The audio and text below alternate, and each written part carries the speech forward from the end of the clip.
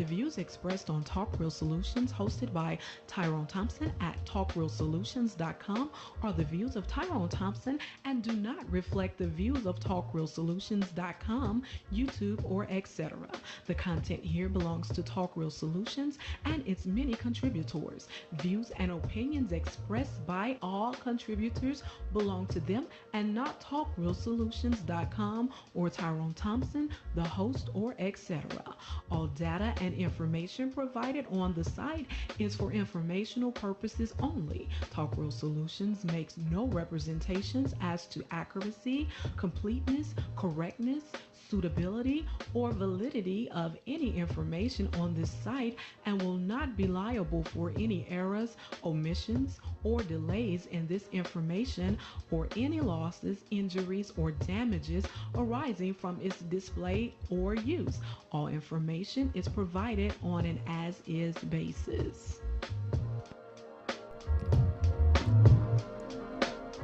All right. Welcome to the show.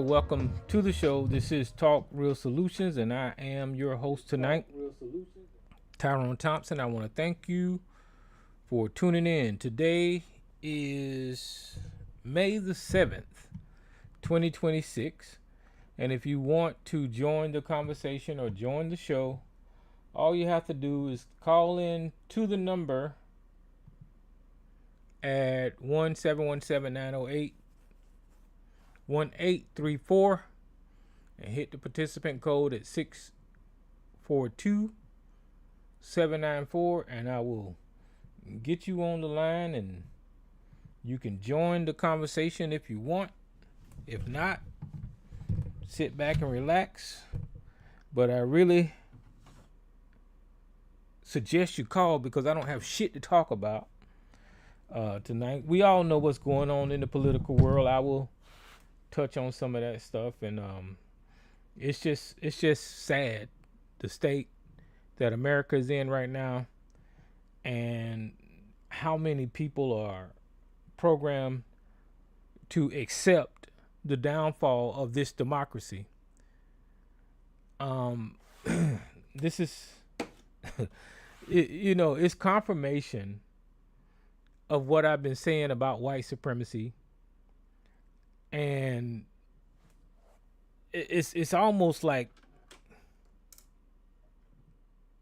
Black America has been screaming and telling people about where we're headed for so long, and Black America has been ignored so much to the point that America is just going to keep failing.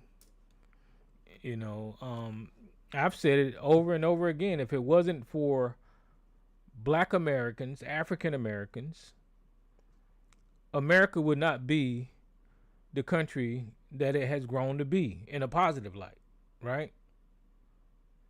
Because throughout history, we forced America to live up to its word. And when you take that away, then this is what you get. You get a dictatorship, you get fraud, you get people who's full of corruption, you get improper representation. You just get a sad ass country that is on its way to failing. Having said all that, like I said before, I have to listen to politics because it pops up on my feed, but I've been keeping myself busy doing other things. I told you guys I've gained weight. What's up, MJ? How you doing? I've gained weight. I blew up to damn a fat ass 210 pounds. Jesus Christ. And part of what I've been doing is I've been trying to get that weight off of me. It's kind of hard whenever you recovering from injuries, but I'm trying. So this morning I was at 183 from 210. I'm proud of myself, but I want to keep going down. Hey, what's up, Vic Damone? I'm gonna keep working on it. As I lose weight, I was thinking that I want to make videos of my progress and all that kind of stuff, and all. I ain't want nobody in my damn business like that. But I'm at it. Um, and the reason that it got that way is because I had a back surgery, I had a stroke, I had a whole lot of things going on with me that's not fully resolved. So it's going to be slow, and as time goes on, I'm driven mentally to keep pushing myself. So that's what I'll keep doing. And then, like I said, the beginning of the year I was 210, and I started walking slowly. I started slowly walking, slowly doing things, and just trying to get back into the groove. And now that I sold all of my weights on Facebook Marketplace, so I don't have no gym equipment. I got a few things around here, some dumbbells and stuff like that, but I sold all my shit, and I don't have anything to really get back into it. I was thinking about paying the $15 a month for Planet Fitness, but I don't like gyms. That's why I got my damn shit at the house. When you go to gyms, you run into a whole bunch of different damn people, stinking ass people, sweating people, breathing all in your goddamn face and all. I can't do all that. I don't know. I don't like being around people like that. There's some people that don't mind, but I just ain't that type of person. Never have been. And when I did have a Planet Fitness membership, what I would do is I would wait till way at night, because I think they still stay open 24/7. But I would wait till way in the night when I knew nobody wasn't there, and I would go in there and do what I had to do, when there's less people there. But I don't know. I'm going to figure it out. And that's part of the process, is actually planning out your diet, eating right, being more active, and trying to burn some of this damn fatness off of me. So that's what I got going on. And then I told you guys I got my little robotic lawnmower. Howard called me and asked me about the damn lawnmower, and I told him that he's going to have to do research to find out what lawnmower is good for his yard. But I really appreciate the little one that I got. It does the job. And I know y'all saying Tyrone just talking about anything. I am, until somebody calls the fuck in. I guess I can start talking about these damn politics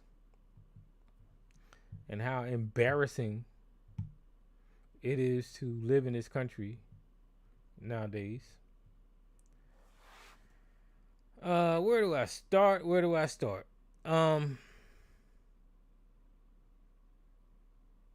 I'll start with Black MAGA, since I like talking about, ABC just popped up, so I can talk about your damn cooning ass right now.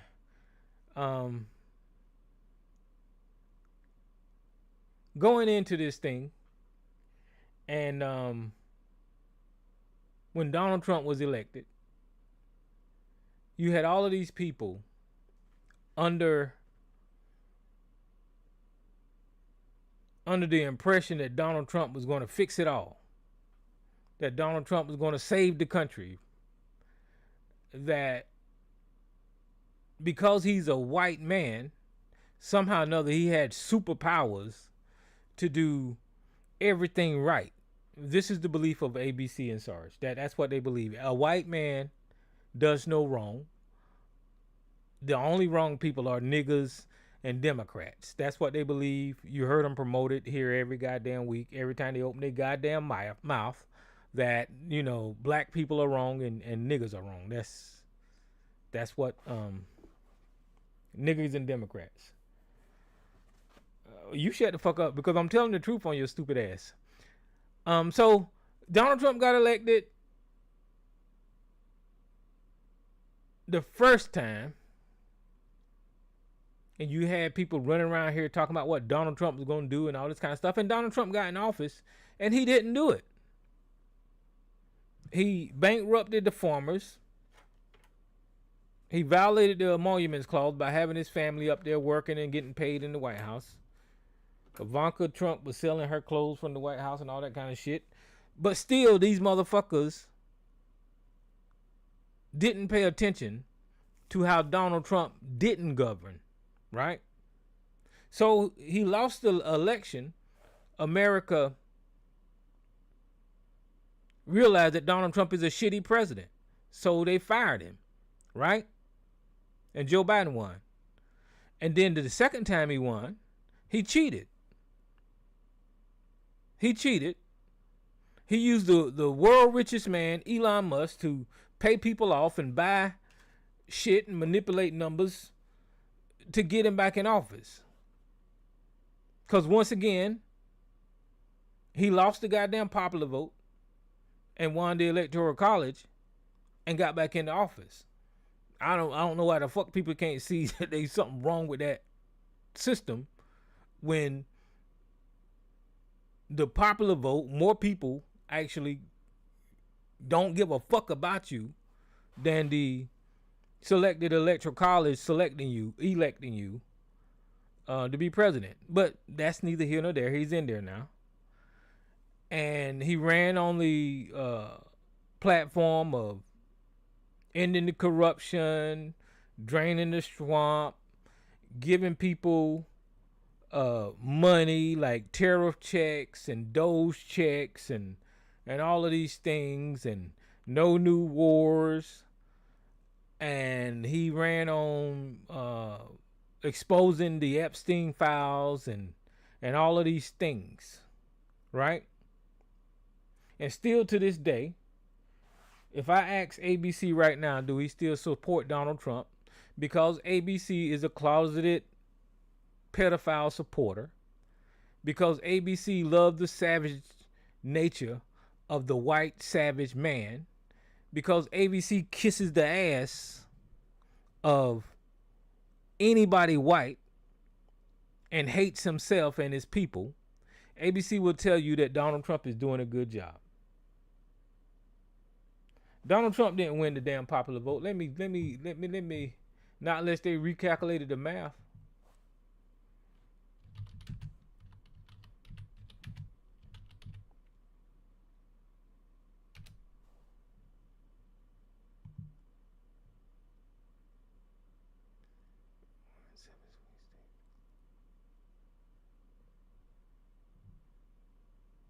Does it say Trump won? Yeah, I guess he did. But now they changed the numbers because Kamala Harris was in front at first. It said he won 49.8% of the popular vote. So I guess that made him the winner. So I'll correct myself. But whenever I looked at these numbers the last time, Harris had the popular vote. So I guess as data come in, the information changes. So I'll correct myself. I guess you've been tracking that shit because you all on Trump dick, huh? But anyway,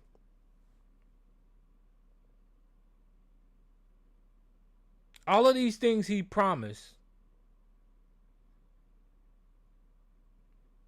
he has not did one of them. One of the old things that Donald Trump talking about was one of his racist policies was building the border wall and, closing out the fucking Mexicans. That's one thing that his partner went to jail for lying to people and stealing money in his first term in the White House. These motherfuckers, these maggots, they didn't give a shit about that. That's blatant corruption right there from the Trump administration. They didn't give a shit about that. And then Donald Trump started selling these digital cards. He started selling shoes from the White House. He started selling all kinds of fucking material from the White House. These motherfuckers don't give a shit about that. That violates the laws. That's corruption right there. And then Donald Trump came out with this fucking Trump phone. And I think a couple of days ago, I heard people complaining about ain't nobody never get a goddamn Trump phone. And the phone was supposed to cost $500, which is ridiculous. But now the phone costs $1,000. And they says somewhere like 50,000 people paid for that goddamn phone at $100 deposit.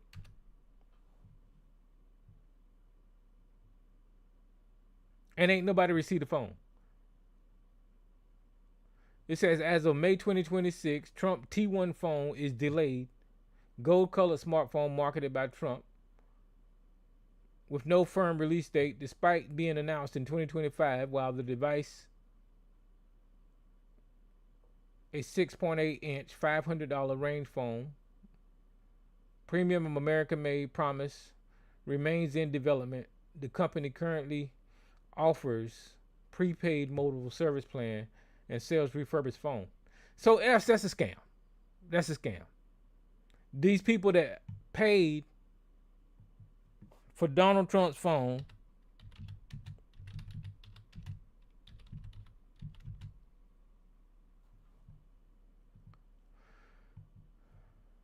oh shit, I'm sorry, I said 50,000.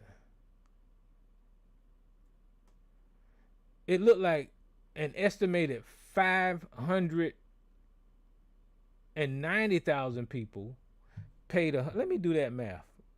Jesus Christ, this motherfucker is a scammer. I ain't no damn mathematician, but that's sitting somewhere in the damn billions, ain't it?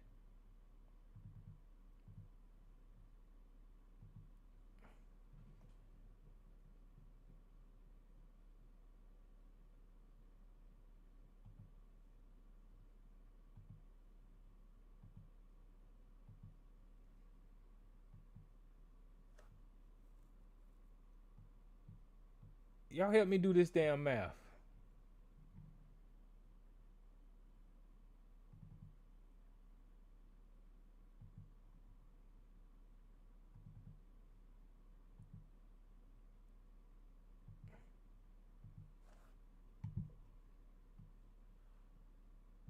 Now I don't want to get it wrong. It says 590,000 times 100. That's $59 million. These motherfuckers are not going to get a phone, and that was an easy $59 million.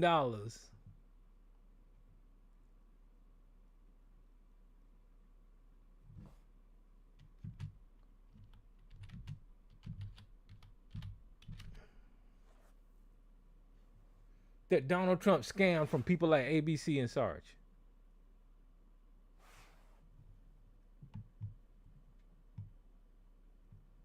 That is crazy. So the phone was supposed to be out, and clearly it's not. So that was another scam. I just stopped on that scam because that was one that I was hearing about on the news, where these people was complaining about their damn Trump phone. So that was a blatant scam. Oh yeah, Frodo did the math for me. You know, I'm a slow country boy. You know, I didn't do good in school, Frodo. So appreciate that. So they ain't getting the goddamn phone, right? And he ran on the platform of releasing the Epstein files, which didn't happen, right? And there's so many other things that happen in this administration that people are just turning a blind eye to and allowing this guy to get away with it. So many other things. The no new wars and all that kind of bullshit, right? So I'm wondering now, because Sarge and ABC, when I said something negative about the Trump administration, they was quick to hit one and try to correct me on what the fuck I was saying, trying to take up for their massa, right? I'm wondering why I don't hear no pushback now.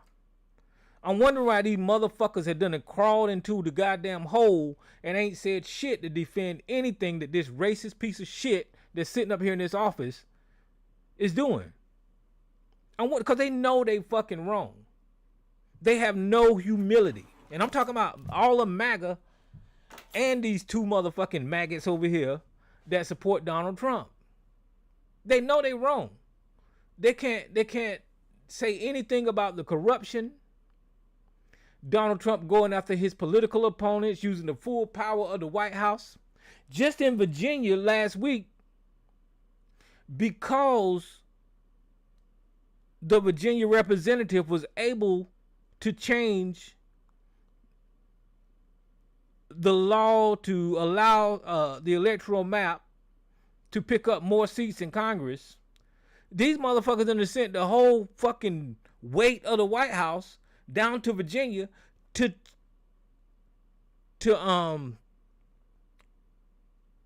inspect that damn black woman's office. I can't think of her name, but I was like, well, goddamn. Anytime black people do something, white people always try to come and fuck it up. That's what happened to Stacey Abrams. Stacey Abrams is one of the most smartest politicians to ever exist in modern history. I think her and Barack Obama is on the same fucking level, to be honest with you. But they did everything to tear Stacey Abrams down. You know, I have to give her and Barack Obama credit. But Barack Obama, of course, is better. But Stacey Abrams, they done tore down. I don't think she's running for office no more, nothing like that. But she's still in politics. But they sent the whole fucking White House to Virginia to go into this lady's office and inspect her and shut her down and all this kind of bullshit. This is what white people do to black people in this country.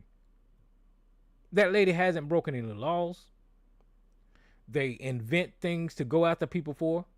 That's why they went after Letitia James. That's why they went after James Comey. They're just locking up people that they don't like, or people that opposes Trump. This is tyranny. This is fascism. This is what I said was going to happen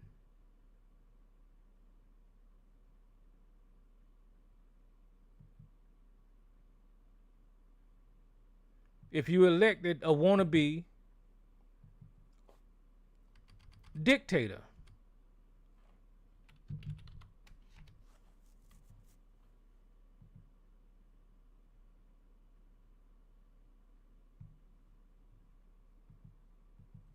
Whenever I was calling Donald Trump a damn fascist,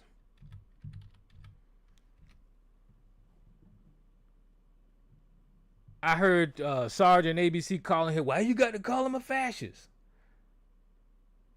That I read y'all the definition of fascism. And the Trump administration is checking every box on fascism. Checking every goddamn box.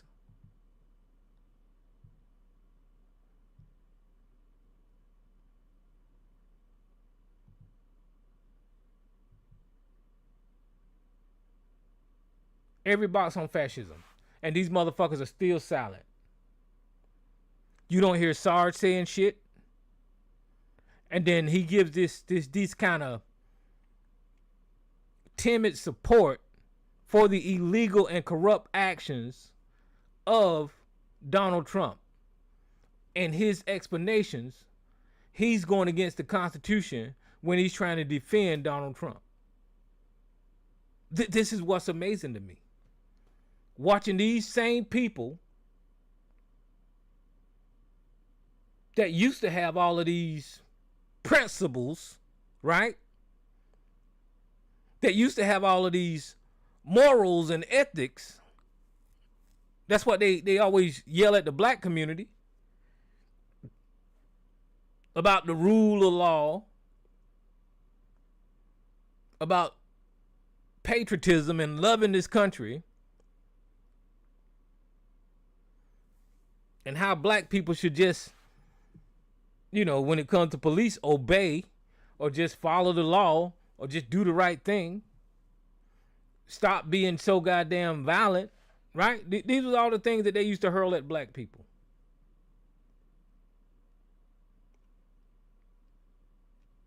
And now damn near every one of them goddamn Trump administrators, the people in the Trump administration, have got a fucking sexual abuse charge. Violating women. Pete Hegseth,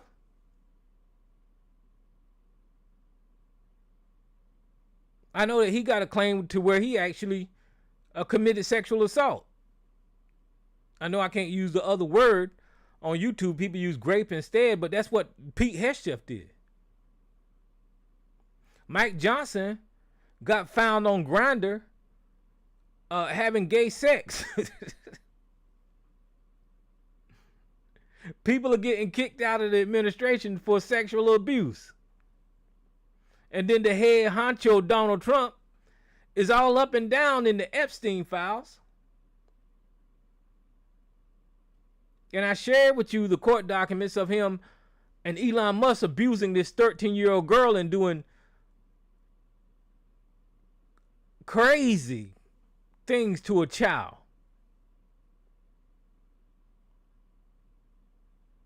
And when it came time for the Epstein files to be released, Donald Trump told Marjorie Taylor Greene that if they did release the files, that would hurt his friends. What?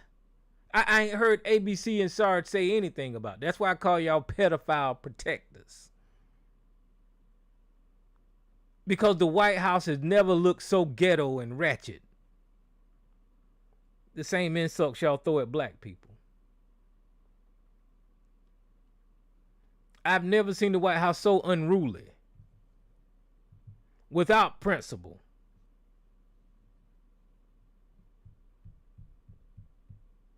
ABC used to come on here all the time with his QAnon conspiracies, talking about how the Democrats was drinking baby blood, eating adrenochrome, and killing children, and all these things that ABC said needed to be corrected with the children. You remember the children, ABC? The children that you were so concerned about before Trump got in the White House? Now because you got your head so far up the white man's ass, you said fuck those children. You don't give a damn about them children. You never did give a shit about them children. You just wanted to accuse the Democrats of doing something horrendous.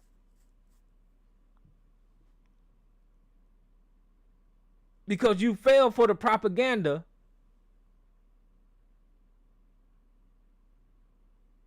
with no proof, with no evidence that only the Democrats was doing this.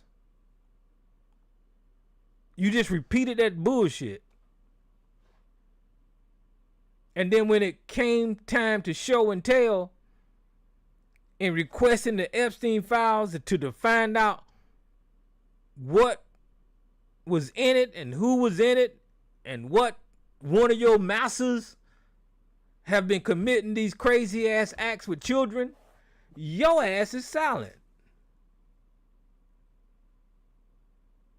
You silent on asking for or even associating Donald Trump, Elon Musk, and all of these damn people that you look up to with these damn pedophiles. You still want to stick with the narrative of it's Democrats. No, it's not motherfucking Democrats. Are some Democrats in there? Yes. Because some of them Democrats are white men, and all white men are fucking savages and evil. Instead of looking at it through the political lens, you look at it through a historical lens of the habits of the white savage man. That's the way you look at that. Politics is new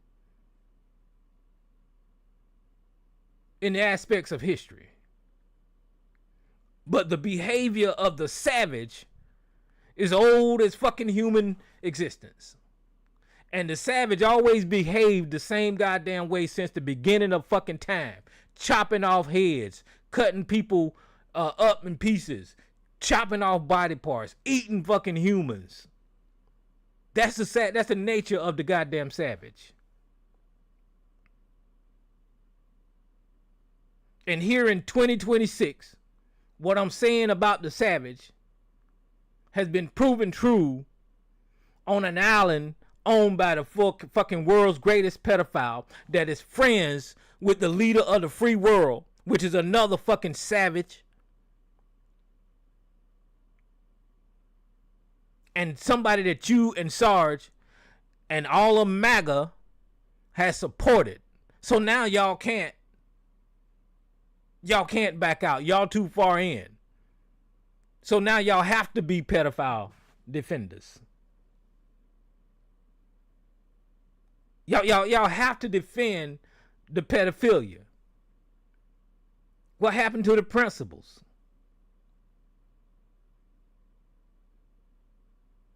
Y'all wanted to get rid of corruption, right?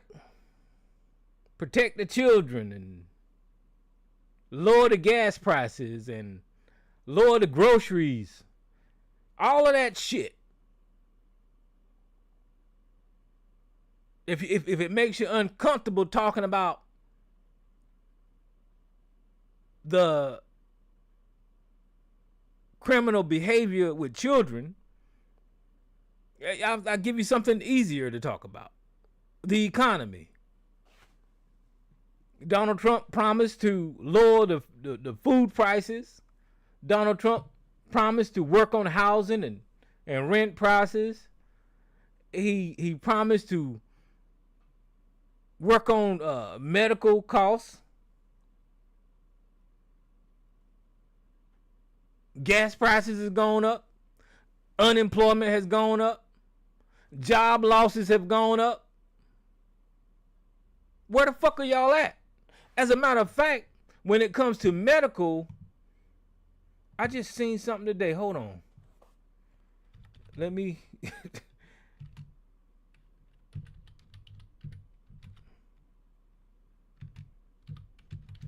I don't want to...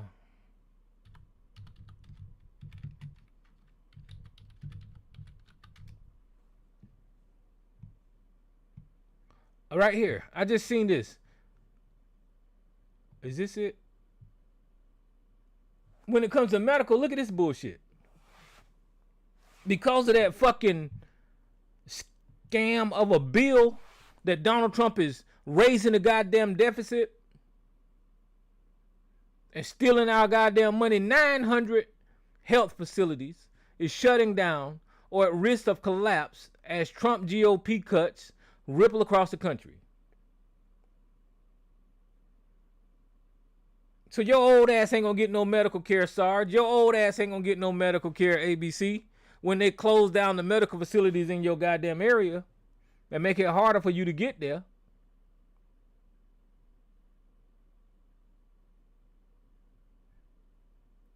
Let me see. Providers have stretched thin doing everything they can. Resources disappear as the system buckle under the pressure of the Republican cutting $1 trillion from healthcare. Why the fuck would they cut $1 trillion from healthcare?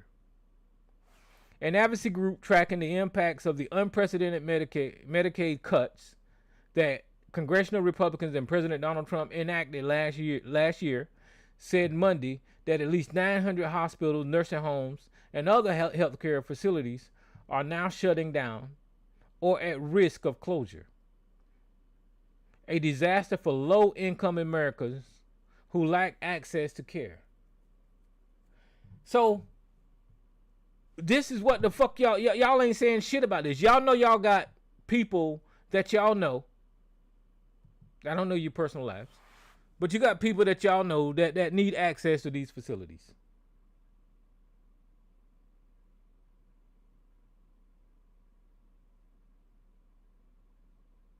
What the hell is it? You said, is the Dems going to get me medical care for me?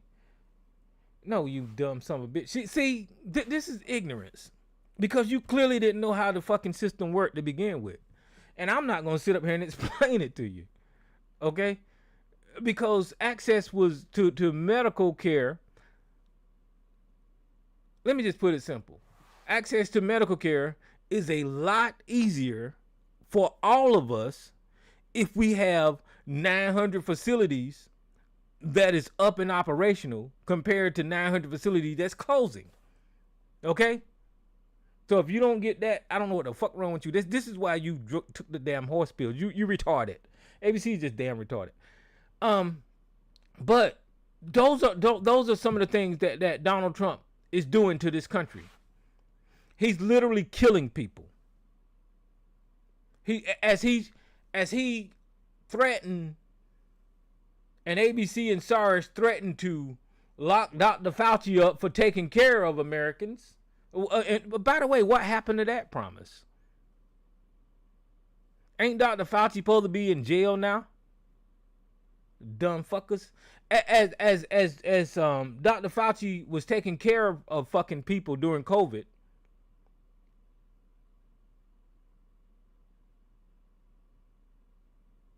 these motherfuckers was feeding people misinformation, and the Republicans was on their way to killing motherfuckers by taking away $1 trillion from the medical programs.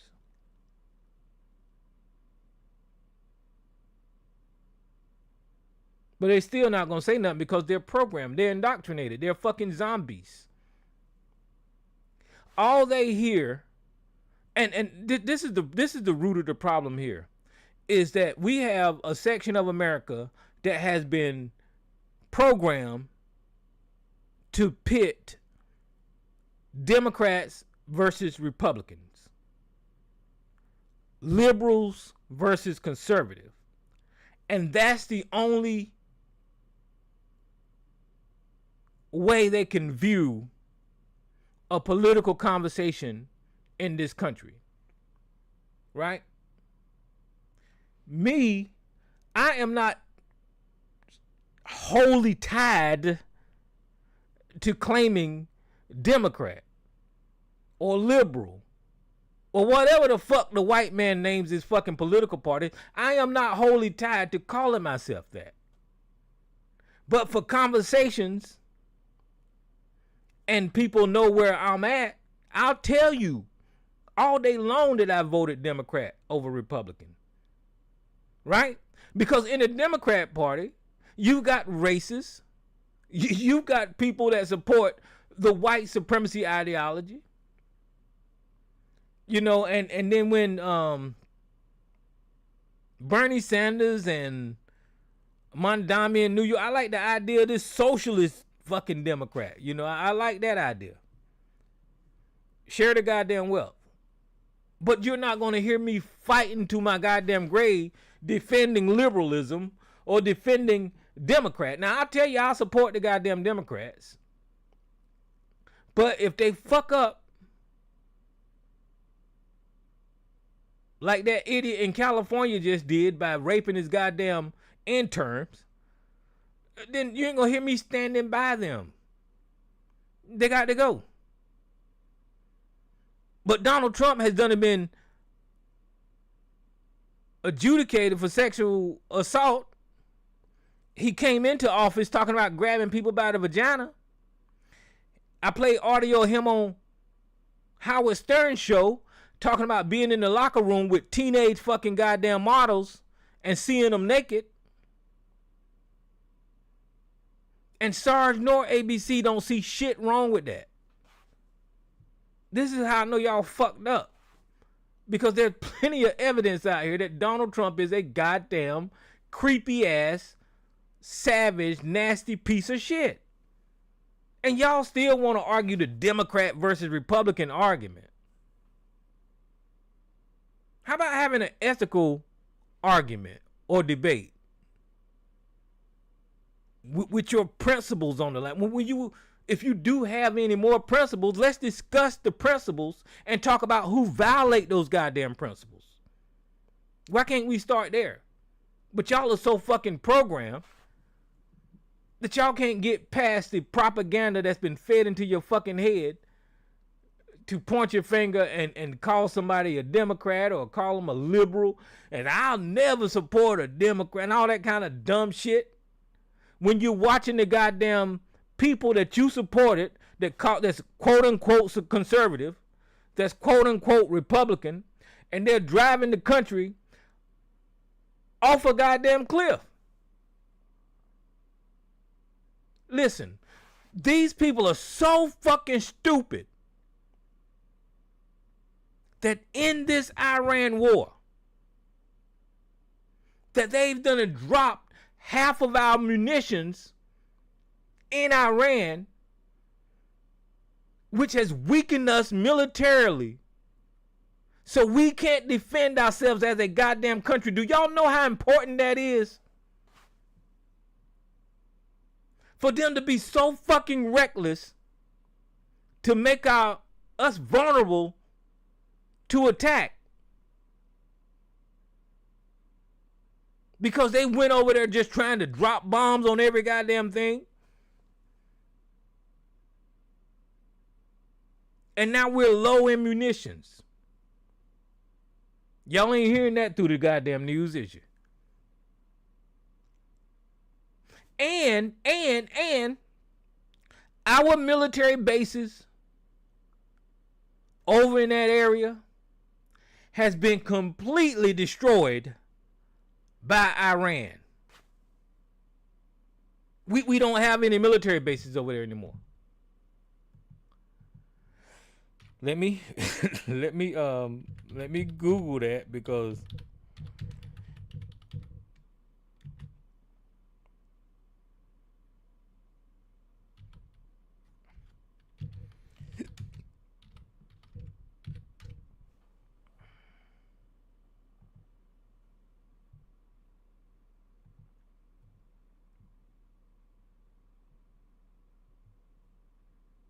okay, so this is what I came up with.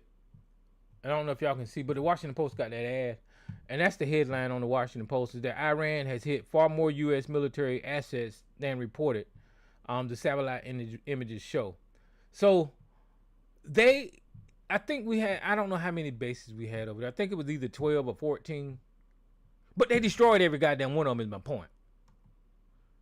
And if y'all thought that Colin Powell was lying about weapons of mass destructions, this administration is lying about every aspect.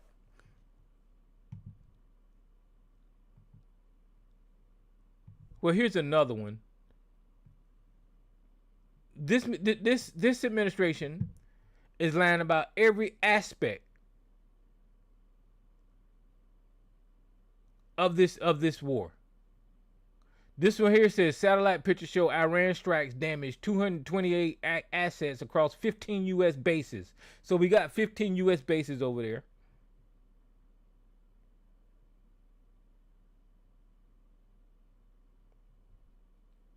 And the article says from Tehran, what is that? Tehran? Iran airstrikes on U.S. military bases across the Middle East inflict a lot more damages than acknowledged by Donald Trump administration in America. Satellite images released by Iran satellite media shows Iran claims were corroborated by the Washington Post investigation, which found that the strikes damaged more than 228 assets of pieces of equipment at the U.S. military sites across the Middle East since the war began. So the point is, they're lying to you about this goddamn war. And where's the goddamn war hero Sarge that's supposed to be military strategically ready to approach conversation like this? He's lying. He because he's propagandized and programmed, he's not going to be honest about what the fuck going on in the Middle East. America has lost the war with Iran. Do you listen to what I'm saying? Besides all of this bullshit that you hear from the Trump administration, I was in the military. Now, I don't have no credibility, as far as being able to make a decision or call anything or whatever. But from my opinion and my experience as a goddamn soldier, America has lost the war with Iran.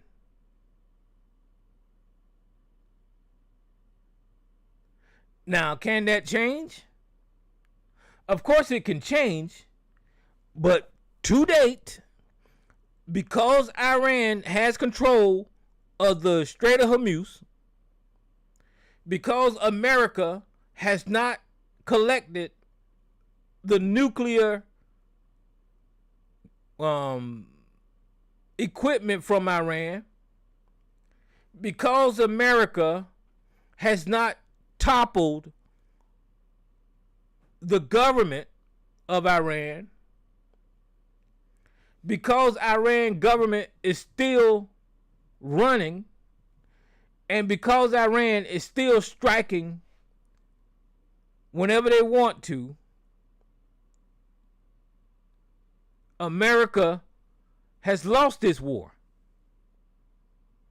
Another reason I'm saying that we lost the war is because Donald Trump and the Secretary of Defense, Pete Hegseth, has actually came on camera and told us that the war was over several times. They're lying. They came on camera and said that there was a ceasefire. They're lying. Iran just shot at 2 American vessels or 1 American vessel today. And the United States just struck one of their ports. There is no ceasefire. The only reason that Donald Trump is not calling it a war and claiming a ceasefire is because he's breaking the fucking law, being in that area in a war posture by not going through Congress. Which is silly to me to try to play these word games and not call a fucking war a war because he needs to follow the fucking law and get permission from the American people to use that type of power. And he hasn't done that. He refused to do that. This is how Donald Trump operates. He just does what the fuck he wants to do. Fuck the American people. Fuck MAGA. He's going to do what the hell he want to do. And Donald Trump is such a dumb fucking leader that he allowed Netanyahu to lead him around by the nose and get us tied up into a war. That's what's going on. Donald Trump don't give a shit. Uh-oh, somebody's on the line. I'll shut up. Let me see. I talked long enough. I didn't see y'all. I ain't had the line up. Unknown caller, who's there? Hello, Tyrone. Hey, what's up, Mace? Oh, you left out some stuff when you was naming all of the different things that he accomplished for those mega people. Mm-hmm. And also he's talking about going to Cuba. What has Cuba done to America? Well, you know that Marco Rubio said something about trying to take over Cuba because he's Cuban. So I don't know what that's got to do with anything. He's trying to give them a timeline too. I'm like, I was wondering what they did to America. And also, when it came to those people that he pardoned, all the people he pardoned, all of them in his administration, it was all crooks. Some of them been to prison. He pardoned them and took them out. So I don't know what authorities gonna be coming off at when they're saying they always want to scream about Biden and Obama, but they never say anything about those criminals that he got running things and stealing. And all they got, he want a golf course now. He wants the taxpayers to pay for the golf course, and they want to pay for the ballroom and all this stuff. What are they getting out of this? They're not getting nothing. Donald Trump is just stealing money, yeah. which is crazy to me. Why these guys can't see it? I mean, it's just plain as the nose on your face. This motherfucker is corrupt. He's stealing money, and these motherfuckers still running around here talking about the Democrats this, the Democrats ain't never been this goddamn corrupt. Never. No, all the that they use Tyrone, and you just hate him. It's not about hating him. It's you hate what you see him doing, destroying this country. And then when you look at what's that? Something else. He said he likes spending other people's money. He likes spending other people's money. That's what he said. It came out of his mouth. Sergeant don't be hearing nothing. He say you just want to disturb, and anybody that, like the lady that they went and attacked yesterday, like they're supposed to be a big deal. I said they didn't arrest the lady, so I wonder who's going to be next if they're going to do that too. And then those nuts down in Alabama was trying to... That's just racism. That's the same way white people have treated black people in this country since day one. Whenever a black person succeed at something, next thing you know, they bring out the fucking goddamn army to go correct that damn black person. They tried to I think they tried to send the law after Stacey Abrams too. Yes, they did, and the lady in New York too. And then down in Alabama, they were trying to do the redistricting thing, and they flooded out, so they had to close the state house down. And then the next day, what happened, there was a gas leak. They had to close it down again. I said, these 22% of the population, Caucasian men, losing their mind. They want to control everything, even they're not going to be the majority. But they want to be control over everything to make sure that you're under their Project 2021. Yeah, ain't shit changed. It's just the KKK. That's all it is. The KKK has gotten power. They changed their name. They call themselves MAGA now. It's just the Ku Klux Klan in charge. This is what we got. But the only thing that's funny to me is when you ask them why are they redistricting so they can keep the house. That should be breaking the law on its own. Anybody with common sense should know what that means.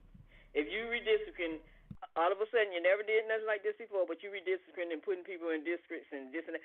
Do they have sense enough to know that the people they putting in the other districts don't vote the same way they've been voting anyway?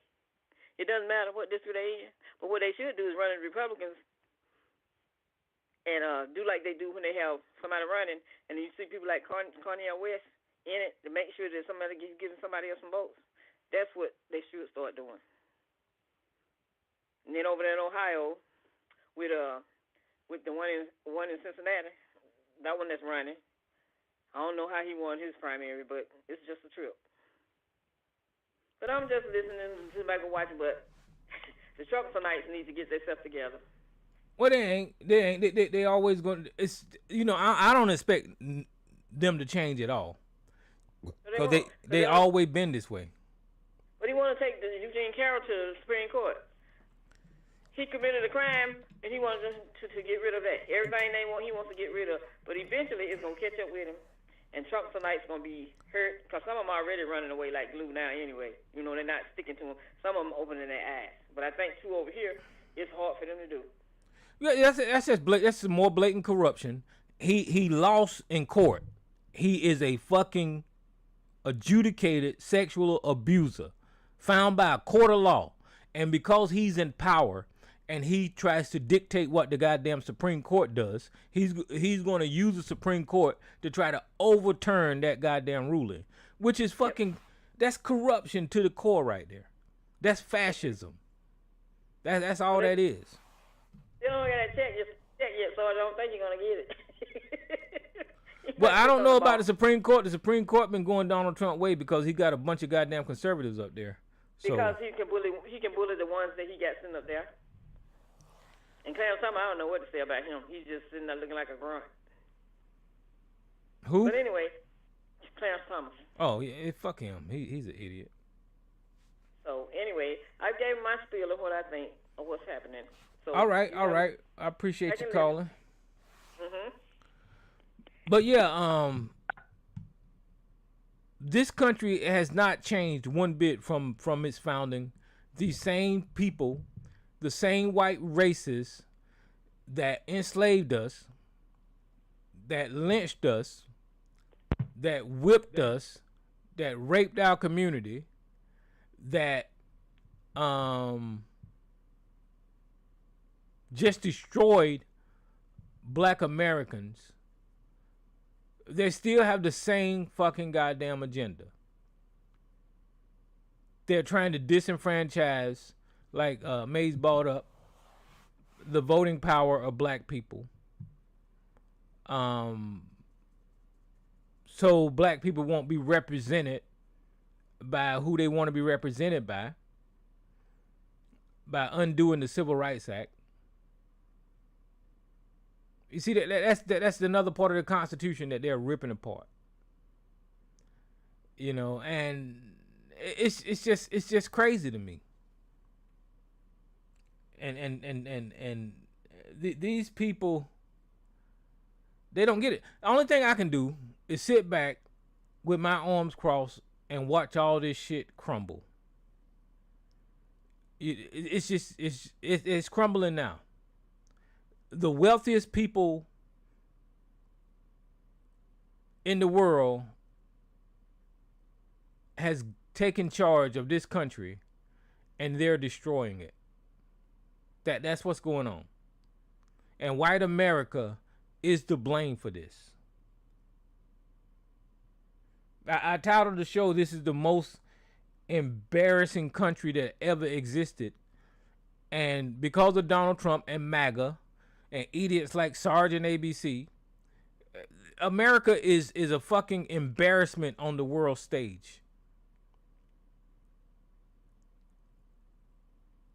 The way things used to be, and how America was leading in the world, and how people looked up to America, that shit don't exist no more because of this fucking racist ass piece of shit idiot that's in the White House. And then you got dumbass Americans that still support this shit. Mainly white people in this country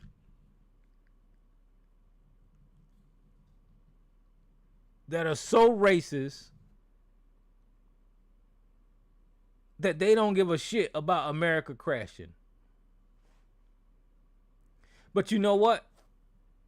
I've seen some white fucking people on Instagram and TikTok that are now complaining. But I don't look at that as a positive sign. A lot of people, whenever these MAGAs is having a change of heart and coming out saying, you know, the gas is too high, Donald Trump lied, I don't listen to them pieces of shit. I wouldn't give them the time of day. Fuck them. Fuck them. They voted for hate, and that's exactly what the hell they got. And now they want sympathy because they asses are realizing that they're not included. And you don't need to be. Fuck them people. If you ever voted for Donald Trump, fuck you. If you ever support Donald Trump or the Republican Party, fuck you. You can never have. I would never give you any sympathy because I said a long time ago, I don't give a shit what a racist says to me. I would rather see them not here on this planet anymore. And that goes for MAGA and the Republican Party. There is no way in the hell that a black person in this country can't understand that when these people went to the ballot box, they voted for black demise. They voted for racism. They voted to keep you suppressed. Donald Trump has programmed people like Sergeant ABC to vote against their own fucking people. And these MAGAs and Sergeant, they too stupid to realize, even with this last Supreme Court decision, Sarge living in Georgia, he probably votes in the other direction, but he don't realize that black people in his community will have less representation because white America is racist. He don't give a damn. He don't give a damn. And that's why I said fuck them people. I don't give a shit if they see the light. I don't give a shit if they start calling Donald Trump out. No, that's bullshit. Fuck them people.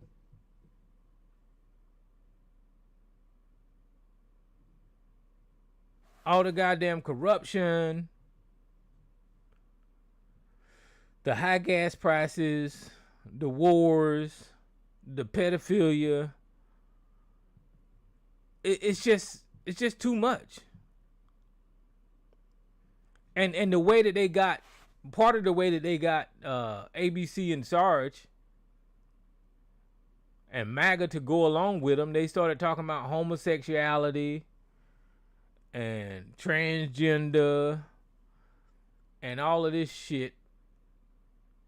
And Peter Thiel, I told you, I mentioned last week that dude Peter Thiel in the administration that is running shit in the government. This motherfucker gay. This guy here.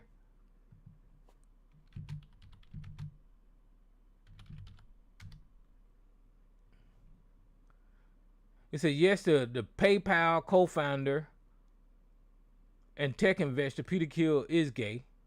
Peter Thiel publicly identified as a proud gay man during the speech at the Republican National Convention. So the reason that I'm bringing that up, there ain't nothing wrong with him being gay, is that there's a lot of Republicans that are gay, like ABC. You know, he used to highlight Walter Hampton all the time. But there's a lot of people that are gay in the Republican Party. But they propagandize their base to hate gay people. It was just a political move. You're not going to get rid of gay people. You know, I'm not a... How can I say? There's things that I disagree with the gay community on. I wish I could have those conversations, but I can't. But I don't want to disenfranchise anybody from having rights in this country at all. I don't give a shit who you. I don't give a shit what you do. You should all have rights in this country. But these people are so stupid that Mike Johnson and Peter Thiel and Lindsey Graham and Tim Scott, all of these flaming ass Republicans, y'all just look right past them because you programmed in a certain way to hate something that these people are. But you're not calling that out. You're not pulling your support from these gay ass Republicans. You know, it's sad to know that America is going through this. There's nothing. There's nothing you can say to explain how any of this is correct. All the racism, that's exactly what I've been talking about for years. I don't think Donald Trump has any black cabinet members. He may have one. Let me Google that.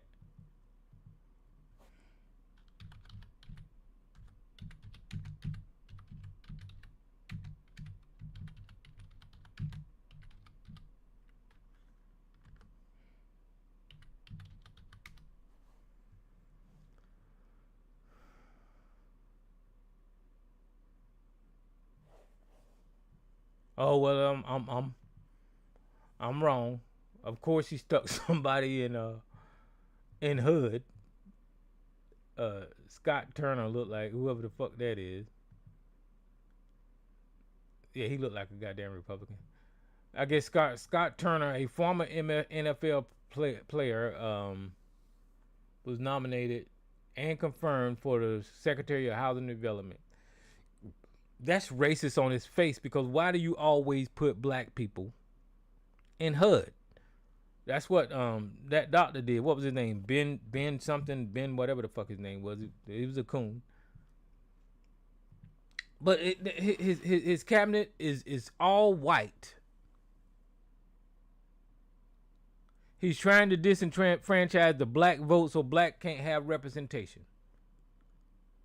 He fired, I think it was over 60,000 black women. He got rid of military leaders that was black. I'm pointing all of this out because all of these years I've been trying to explain how racist this goddamn country is. And all of this racism is getting played out in our damn face. And people don't want to acknowledge what the fuck it is. It's racist. It is racist. And I don't have the answer for black Americans, what to do at this point in time, but I can tell you what is a good direction to lean in. A good direction to lean in is whenever you hearing all of these people on social media, the ADOS, the Killer Mikes, the Ice Cubes, the Nick Cannons, these people don't know what the fuck they're talking about. They're I'm not going to call them like formal agents, but I'm going to call them agents in a way that they support white supremacy. These are agents of white supremacy. Whenever you hear all of these black people on social media telling you not to fucking vote.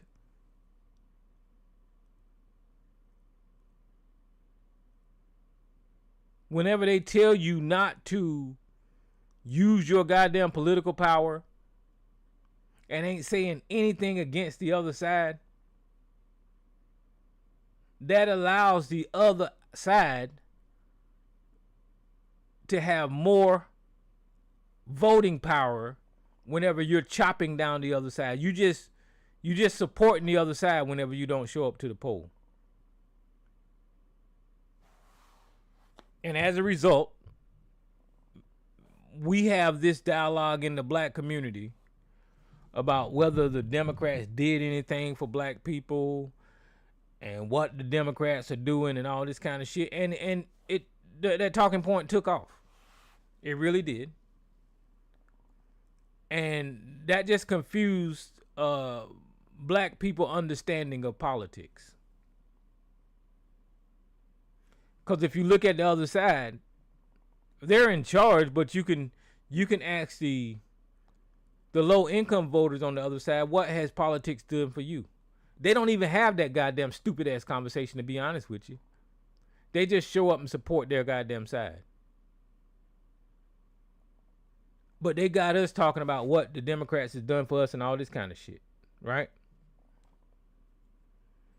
And now we're going further and further in debt. We're probably in an endless war in Iran. Donald Trump is stealing goddamn money. People can't afford to put gas in their car. They can't afford to eat. And we tried to warn everybody, but nobody listens because y'all so goddamn stupid.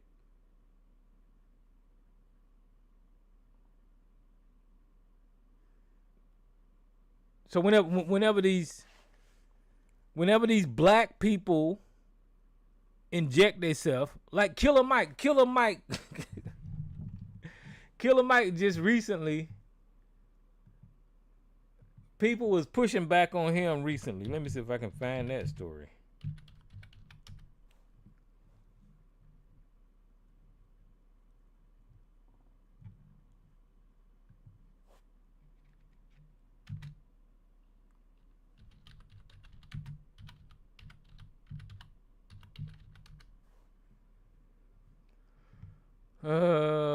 Here it is. I don't know what this is. This look, it's on Facebook. I don't know if Facebook pulls up on here.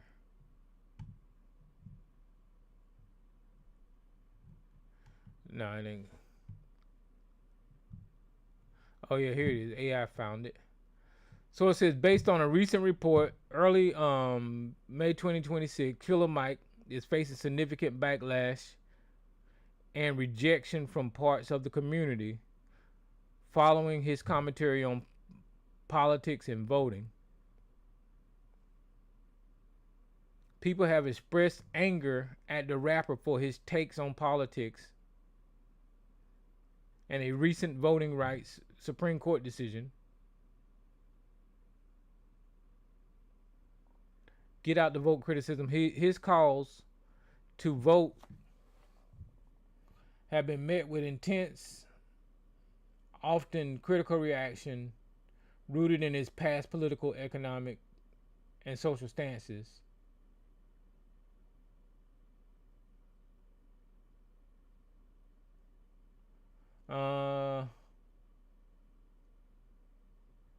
So basically,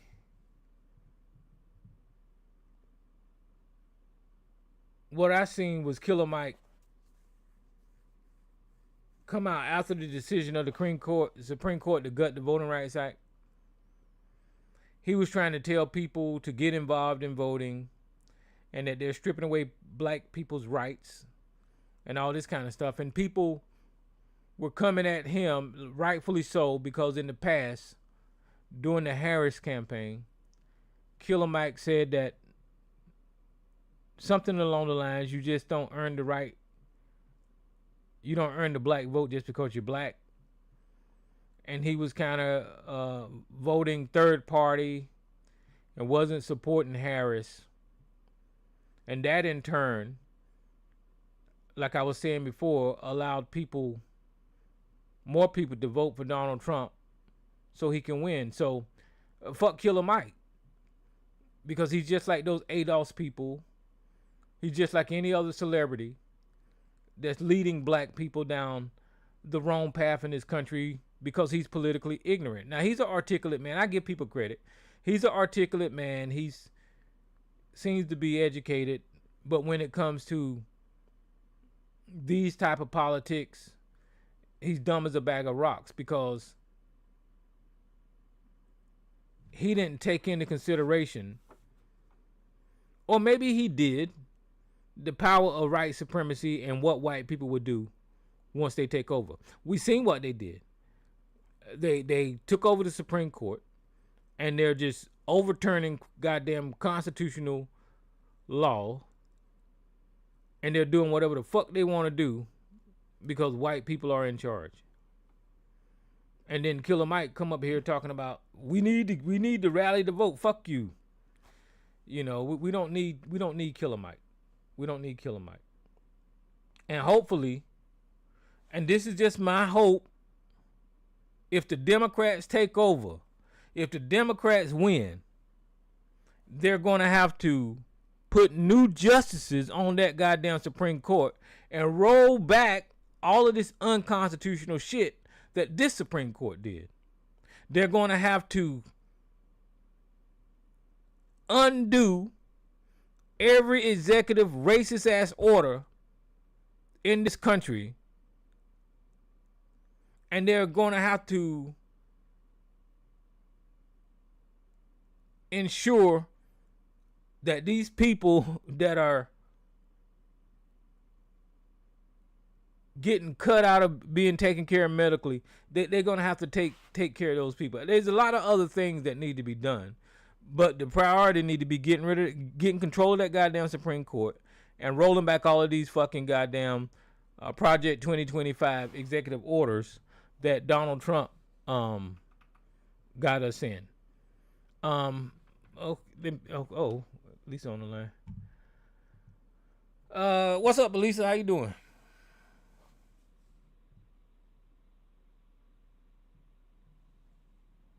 You there? Oh, yeah, I'm sorry. I'm on mute. How you doing?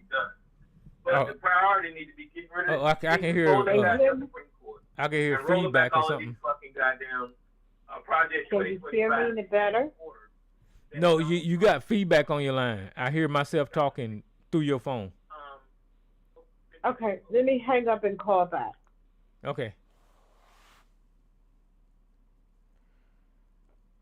Thanks. Hey, what's up, MJ? She said thanks for covering that. I have no idea what Killer Mike is doing. Killer Mike, he's a coon. Now, I ain't going to say he's a coon, but he confused. He confused, and people shouldn't listen to people like Killer Mike. Not anymore, because he didn't went off the damn deep end when he was opposing Kamala Harris. And see, that's how easy black people fall for the propaganda.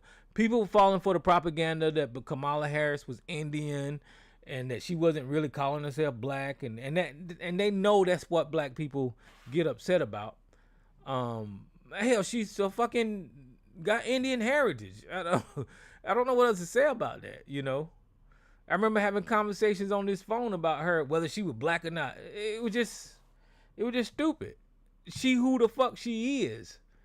She's a mixed race woman with some black heritage. So, what's up, Elisa? I got you now. Okay, can you hear me better? Yeah, I can hear you. Okay, great. How you doing this evening, Tyrone? I'm doing all right. Kind of missed you last week. Everything all right? Yeah, everything is okay. You know what? When show started, I forgot, and then when I cast it to my television. I heard you all were talking about before I called in. I heard you all were talking about the Supreme Court. And I was a little depressed off that. I just didn't want to talk about that. Yeah. And I kept saying, well, let me do this, and then I'll call in. And the next thing I know, I said, well, shoot, it's almost 11 o'clock. I'll talk to them next week. And I mentioned it because, see, you don't be in your message box, so I can't really message you and tell you. Well, I got two Facebooks, right? And I had two Facebooks when I was going through that thing with Tommy Sotomayor or whatever. And I'm gonna send you my other Facebook because that's the one that I be on all the time. I was friends with you. I remember you had two. Mm-hmm. One, I think it's your. I don't know. I'm not gonna say your name. I don't know. Well, no, you can say it. One is Tyrone is the one that I was dealing with all that mess. But the one that Richard is the one that I constantly use. So. Let me see. I think we're friends on there because I don't think you sent that to everybody. So let me check. Hold on. Lionel Richard. Yeah, that's me, Richard Lionel Thompson. Is? Richard Lionel. Okay. Yeah. One, I think it's your. Richard Lionel Thompson. Yeah, we're friends on there. So you be on that page? Yeah. That's the one that I always check. Oh, so if I send a message to that one, did you get it, right? Because I think I've been sending it with the old one, Tyrone Thompson. That's why. Okay, now I know. Yeah, and it's time, sometimes I check it, but I know I don't check it that often no more, But it's just still up there, I don't really use it. You sure don't, because I had put a message in there about something to do with the show. And it be the next show, and I'm like, did you check? Oh, I don't be. It be the next show, and you haven't checked it, so I haven't bothered about sending anything. So I'll send it to the other one then.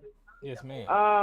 No, everything was okay. I heard everything you were talking about. I didn't want to talk about the Supreme Court decision because I had a feeling when they said that they were going to hear the argument, that that was going to be the outcome.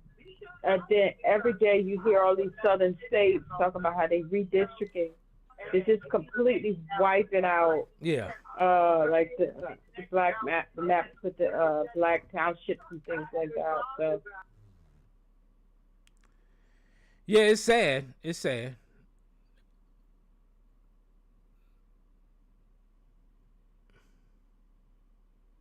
Uh-oh, did I lose you? I think I might have lost you, Elisa. Tyrone? Okay, there we go. I hear you now. Okay. I think I got kicked off into something. It was telling me to the sub-conference and all of that. But I heard what you were saying about if the Democrats, that's what we're all expecting, that's what we're hoping, they're able to take over the House and possibly the Senate. I mean, they can impeach and a lot of things they can do, but if you don't have a Senate that's going to convict, but it's going to be a lot of work to try to change some things. It's going to be a lot of work, put it that way. And That's just it's so. I mean, you sit back and you listen to all the reports and all of the news and things like that about all the grifting and the stealing that's going on. It is just so over the top that it's like they just don't care. In your face with the grift, in your face with the stealing and the sucking and the ciphering money from this. This so much illegalness. It's just like, and all of our allies are done with us, Yep.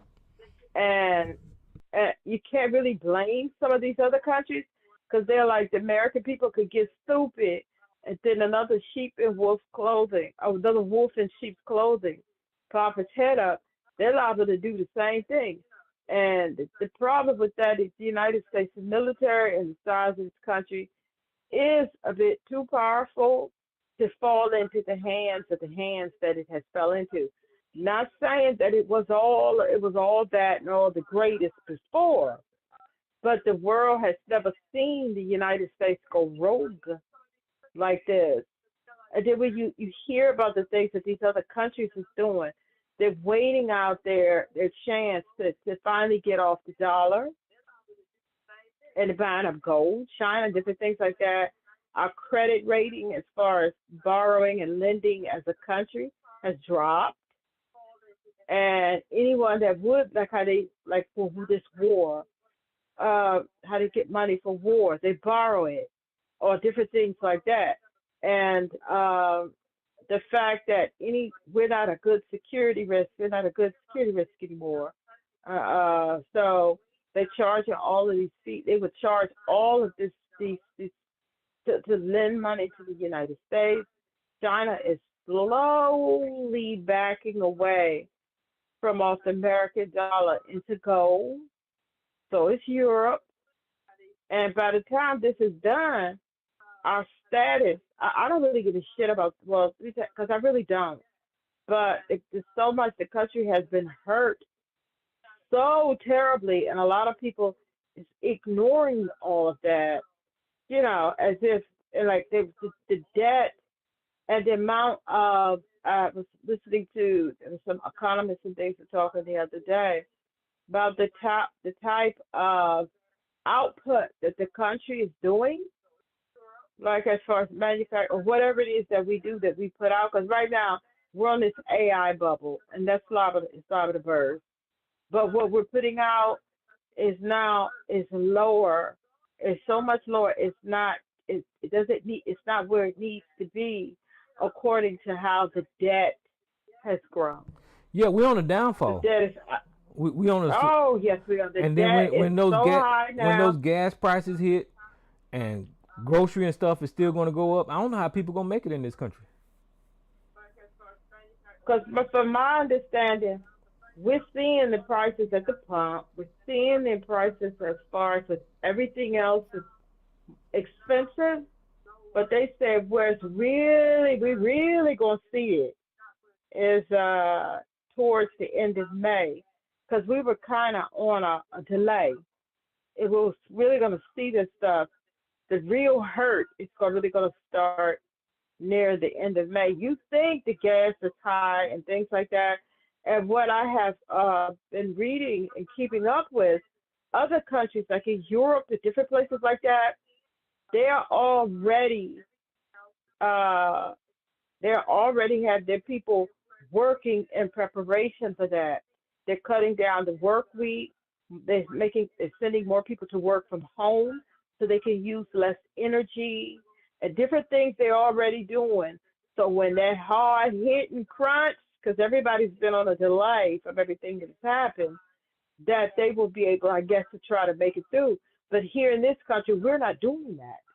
The administration would never tell the people to start conserving this, to start doing this. Then we're not doing that here in this country. And it's going to be devastating come near around the end of May. And a lot of people who have heard it and maybe are paying attention, if they're not paying attention, they don't think it could be this. We didn't think it was going to be all of this, but it's about to get devastating.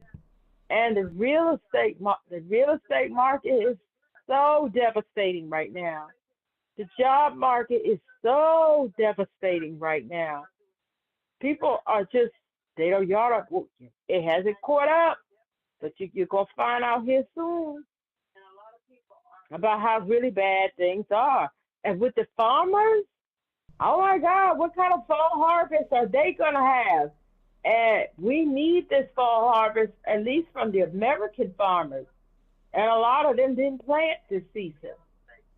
They didn't have the money to plant, and the foreclosures and things like that. We're about to catch up to like black people hard times here soon. Like the things that black people have always been used to.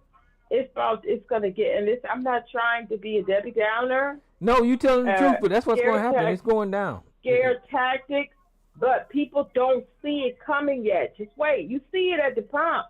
The gas is ridiculous. But how much is your gas there now?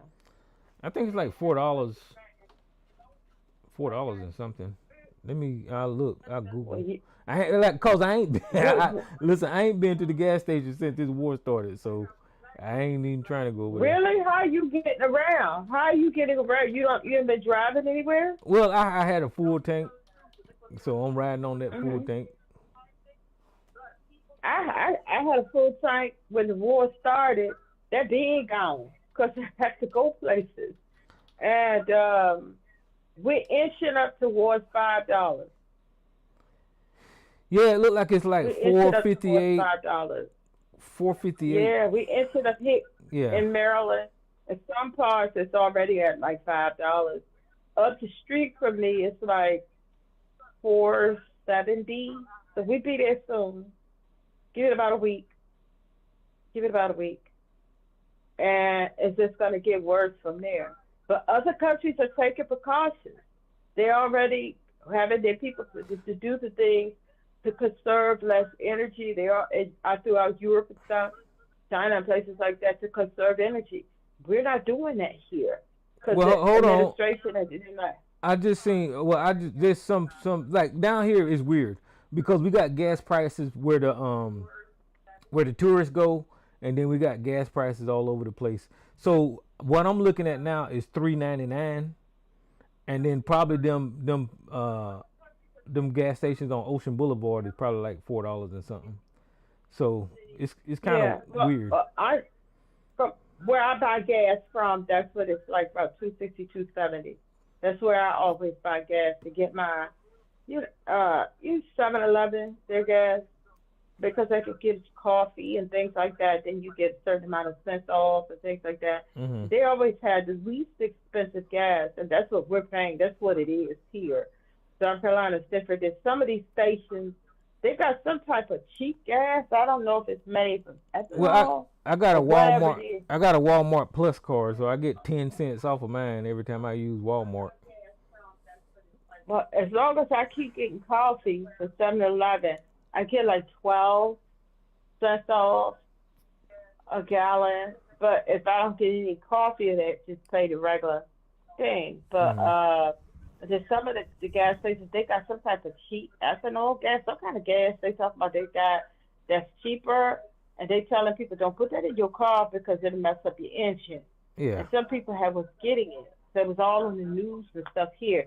It is, you know.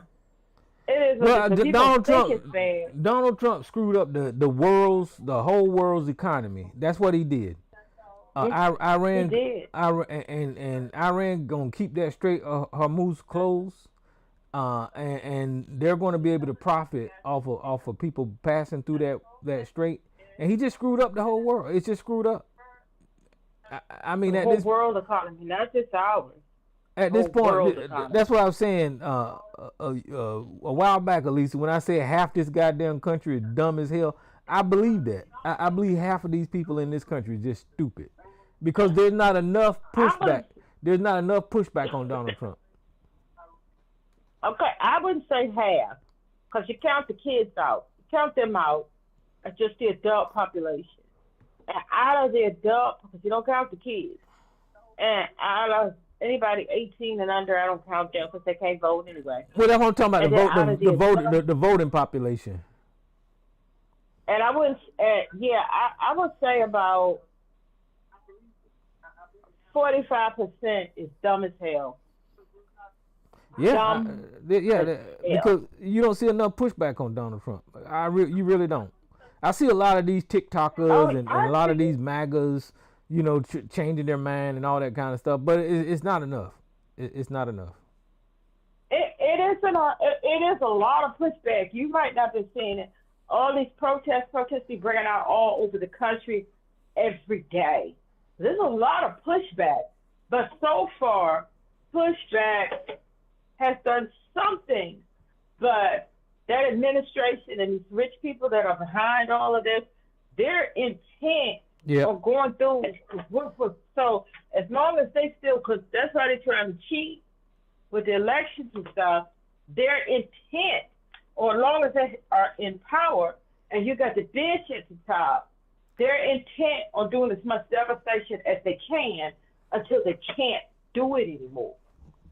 And even though with the pushback that they're getting, the protests, the spontaneous protests breaking out all over the place, I will agree, so far, it hasn't been enough. It hasn't been enough. So, but it's been good. It hasn't been enough. I will agree with you. We're going to need a whole bunch more. Well, yeah, as long as they still... You can do the protest. You're going to need protests. You're going to need boycotts. We're going to have to stop spending money with these people. People going to have to make them feel what the American people feeling. You know, but what I'm afraid of... more serious about it. Yeah, what I'm afraid of is that they're so rich that even if you boycott them, they won't feel it. You know, that's how rich these people is. But it might have to come down to, let me see how I can say this on Google. It might have to come down to by any means necessary. Yeah, taking action. Taking that, yeah. You know, I always felt like that because historically, if you look at history on how things actually changed, that's how things changed. That's how we became America. Yeah. You know, and that's just what happened. So I think it might come down to that. It might come down to by any means necessary. And not just protest, but by any means necessary protest. And I'm not advocating for that, but sometimes, let me just, you know what I'm saying? So because, I mean, people going to get to that point eventually. It's just taking them a long time. It's taking them too slow. Mm-hmm. Taking them too slow. Everybody talking about the midterm, but let something funny go on with that midterm. It's going to be on. It really is. And then what will happen? The complete destruction. But at the point where if they're going to tear it down, let it go down. Let it go down. It's just what it has to be. Yep. Because that whole Project 2025 crew that's implementing all these policies and Donald Trump with his racism, all that stuff that they're trying to... They're doing it. Yeah, they're trying to entrench that stuff to where it's going to stay forever, especially with this stupid ass Supreme Court that we got. It's going to have to add more seats to that damn bench. But if we're able to get control of it, we're going to have to add more seats to that bench. I just hope the Democrats ain't too damn scared to do it, you know. I hope they're not either. And the people aren't going to want to hear, like after January, what was it, 6th? When that hostile takeover went on, well, we have to all come together. The country has to heal. The country never healed. And we knew it wasn't going to heal. And you let them slide and didn't do what you were supposed to do. And now we're worse off. Yeah. And the people aren't going to want. People are not going to want to hear. You want to know why? Because I know you said like a lot of people that. The people that they turned on now, their own base, because that's what you have to look at when they do these polls. They're not necessarily polling independent, but some independent, but the Democrats, they're not polling them. when you hear that their polls and people are fed up and their polling numbers are underwater, that's their people they're polling. So they have to turn on them. I know you give them no sympathy. I'm with you on that. They get no sympathy, but we need them to turn on them. And they're turning on them big time. And that's what you have to have. Because the Democrats Party, most of the independents that were with them, they gone. They left them already. And so you need their party to turn too. Well, those polls, Donald Trump always had about 37% approval. And he still got, I just Googled it, he still got 36% approval. So. But when you look at the negative that puts him underwater, he's underwater. He's underwater with that. When they look at the negative polling, he has the worst polling of any president ever. You have to look at how he's underwater, how they read those polls, and you have to look at whom they're polling. They're mainly polling his party. That's what you look at. You're mainly polling the Republican Party. The Democrats, most of the independents, gone. So when you see those low polls, that's what puts them underwater. They're polling his people. Well, and we have to see that. They have to turn. You don't have to give them any sympathy, but we need them to turn. And I welcome every time I hear it. They have to turn, Tyrone. Whether you say, I don't care, screw them, this, yes, screw them.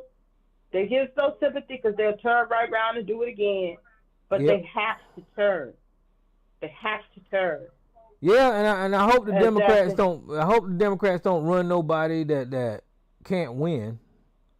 You know, I don't. At this point, I don't know who can, because when they did the polling, Kamala would win hands down. Mm-hmm. So when they do the polling, so I don't know who can't win, but I don't trust Tucker Carlson, even though he's turned on him and saying all the right things. He wants to run for president, and if he get in there, he's smarter. And it will be the same thing. It'll be the same thing with Tucker Carlson. Yes, it will, but it'll just be done better. Well, I hope that he don't run, and I hope that. Why we even have these type of choices? Tucker Carlson is a blatant fucking racist. He just is. Why? This is crazy. Why we have these choices? I know, because back in the day you wouldn't. I think it's Indiana. Is it? No, not Indiana. Maine. Mm-hmm. Maine. The two candidates for, I think, what are they running for? The Senate. I think it's the Senate. And they telling the people, and one is, let me see. Oh, you talking about Susan Collins race with that guy? Yeah, even him, the Democrat, he had racist tattoos on him, and he made racist remarks before. What are they running for? I think, let me see. They're running for Senate, I believe. The Senate, yes, for the Senate. And the one guy with the racist tattoos, Graham Plattner. Graham Plattner, that's it. Thank you, Graham Plattner. He is a Nazi. They say Hitler sympathizer, but some people say that's kind of an unfair characterization of him. A Hitler sympathizer, he might be, but then you got to look at he very well might be. But some people say that's unfair to call him that. But then you got to look at you have to strategize at this point. I heard some black people talking about, I would never vote for anybody, because there was some people was calling in on, I can think of her show, for on TikTok and all the things. I would never vote for a Nazi sympathizer. Not as a black person. Shut your black ass up. But listen. I understand why they would say that, Elisa. So I mean, I understand the environment that we in and why Susan Collins needs to be gone, but I get it too, Tyrone. I feel the same way. But first, people were saying y'all got to get into why they calling him a Nazi sympathizer. So I can't say he's that because I haven't taken the time to get into. Well, see, people said that's a very. I've been looking at these left. I've been looking at these left leaning political people, and they're giving him a break. They were saying it was so long ago. He removed the tattoo.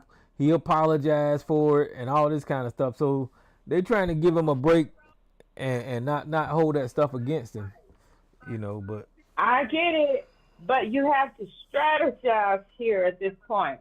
You're right about that. They need to get that singing so we could get some conviction. Well, yeah, Susan Collins need to be gone, so he's a better choice than Susan Collins. Susan Collins got to go, and if he is a Nazi sympathizer, then it's going to be up to, if they vote for him, it's going to be up to the citizens. I don't live in Maine. It's going to be up to the citizens in Maine to put foot in their ass. And whatever Nazi sympathizing that he might have, put foot to that if they vote for him. But Susan Collins is going to help throw away the whole entire country. So you got... it kind of puts a taste in my mouth like John Fetterman. I remember when Fetterman was running against Dr. Oz, everybody was fucking going for Fetterman and all this kind of stuff. And then when Fetterman got in there, he might as well be a damn Republican. He might as well be. So, I mean, it's just like, that's awful choices they have. Collins or this other guy. It's an awful choice. Well, I hope Platinum beats her, so. I do too. Yeah. And I can't believe I'm saying that about somebody that's being accused of being a Nazi sympathizer. I can't believe I'm saying that. But we know what's up with Susan. We know what's up with her. But I don't live in Maine. And if I lived in Maine, I would have to hold my nose, close my eyes, and get in. First of all, I'm going to get into what is this about him being a Nazi sympathizer before I decide I'm going to set this out. I'm going to get into that. And then I'm going to make a choice. I'm going to have to go with him. I'm going to have to. Who's as this? A Maine citizen. Who's this unknown caller? Who lined it open? Yeah, hey, what's going on, guys? How are you? What's happening, Joe?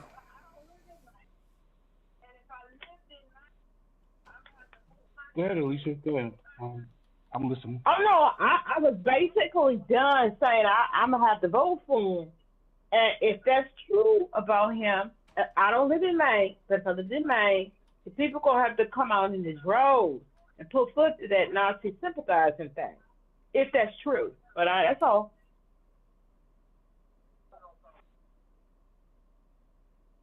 Yeah, I think when you talk about the Democrats right now, the big fight is between the progressives and the traditional Democrats.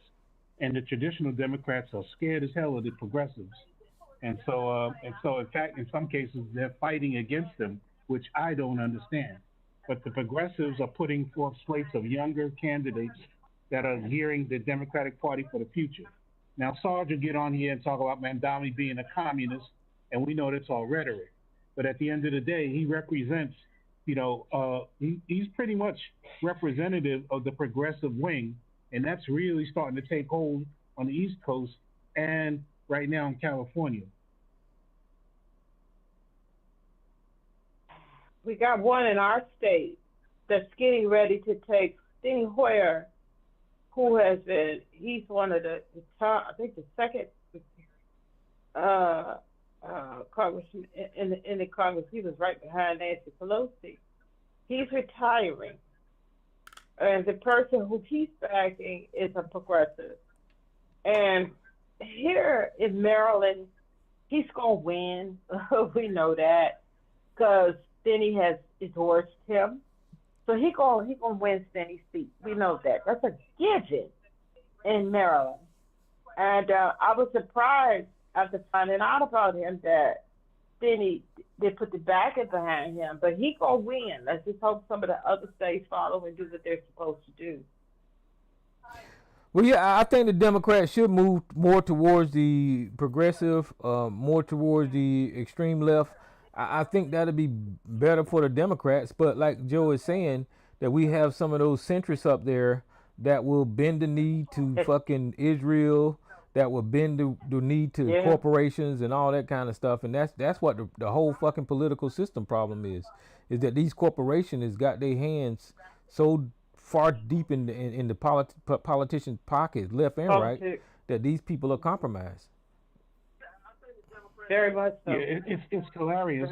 The Sarge is in the chat room screaming that they're communists, which means that, which kind of tells me that Sarge has no clue what a communist is. Clearly he don't. Cannot separate a democratic socialist from communism, from socialism. And that's okay. Sarge is not very good at analysis, because if that was the case, then all his predictions would come true, and really none of them have. But that progressive wing of the Democrats, pretty much is spearheaded by Bernie. It hasn't gone away, and it's not going away. And like I said, they're putting forth slates of younger candidates that are set up for the future. This is the long game, and so in the long game, you may lose in the short term, but you keep your eye on the prize for the long term. They're not doing that on the Republican side. Who they got? J.D. Vance? Really? So it's like, that guy is about as interesting as a piece of cardboard. The guy has no personality other than being a sycophant to Donald Trump. Other than that, you guys wouldn't know about him. Nobody would have heard of him. He's a nobody. They got plucked, by a venture capitalist that backed him. Other than that, you would have never heard of that guy. So that tells you, he's just an empty suit for whoever's the hand puppet that's up his behind, wiggling their fingers. But at the end of the day, like I said, the progressives are putting forth slates of younger, very energetic candidates around the country. Some will win, some won't, but that doesn't mean the progressive movement will disappear. The other thing to keep in mind, too, is with Donald Trump, he lost the independents. You cannot win with straight MAGA voters. You can't. There are only about 30% of them in the country, and that's not enough to win a vote. That's not really enough to win any major election. You can win local ones, but you won't win a major. You need the independents. And right now, the independents are kind of swinging towards the progressive side.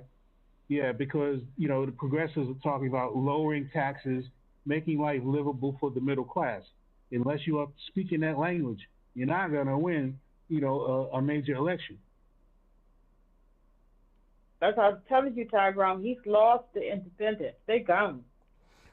They are gone. They were stupid enough to vote for him because he went in and lied to everybody. And they didn't listen to people when people were saying he's lying. He's lying about all of that, and he was lying. But don't y'all think? He said any and everything. Don't y'all think that those polls are too far out from a election, because independents can change their mind? No. If he does something, I don't think so. If he does something to win them over, they could change their mind. But Tyrone, so much damage has been done, and we haven't even seen the real effects of this war that's coming. It's coming, and we're not that far. What are we? May? Okay, this is May, June, July, August. We're not that far out. We're a matter of 4 months. We're not that 4 or 5 months. We're not that far out. We haven't got the bill for it. We're still paying for Afghanistan. So that bill is due, and it's going to be due. Yeah, it's going to be due on the next president, not this one. This one's not going to last 4 years. This guy is burning too many bridges and expending too much political capital to stay in office for 4 years. So the bill is going to be due for the next president and that next administration, and they're going to suffer for it, because people don't understand that, we're kicking the can down the road. And so sooner or later, we're going to have to deal with that can, because there'll be other ones that we're kicking down the road. So how do you think that he's going to come out of this war, Joe? Oh, he's done. He already turned his back on a promise that he made. Remember, he said he would end the war in Ukraine in 1 day. Remember that? Look, I would, in fact, if you really want to do a greatest hits, Tyrone, go back and start chopping up those campaign promises that he made on the road and especially with those extemporaneous off-the-cuff speeches, you will have a greatest failures hit for Donald Trump because he says so much crap that most people forget the crap that he says. Right. You know, but I don't. You know, and so you know, my thing is, you know, if I were you, since you're good with videos and stuff like that, I would put together, you know, a greatest hits tape, you know, of all this stuff that he said, and I guarantee you, not only will it be hilarious, but it'll be pretty informative. I'm saying, but how you think he's going to end the war? How you think he's going to end this war with Iran?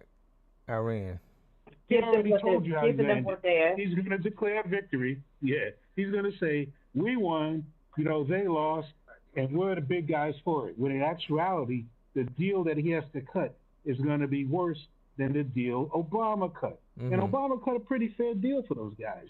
You know, look, you know, Sarge again will get on here and say, look, they're going to make a nuclear bomb, whether you like it or not. They're going to keep doing it. You are not stopping them. You are only slowing them down. So the sooner you accept that reality and deal with it from that point of view, the better we'll all be. But at the end of the day, you know, thumping your chest saying, we destroyed all that. No, you didn't. You just slowed it down. It's inevitable. There will be other countries that get a nuclear bomb too. The technology is mature. They're gonna get one. It's not new, you know? Yeah, so we need to deal with the world as it will be rather than trying to, you know, shape the world as it was maybe in World War II, where only U.S. and Russia really had nuclear capability.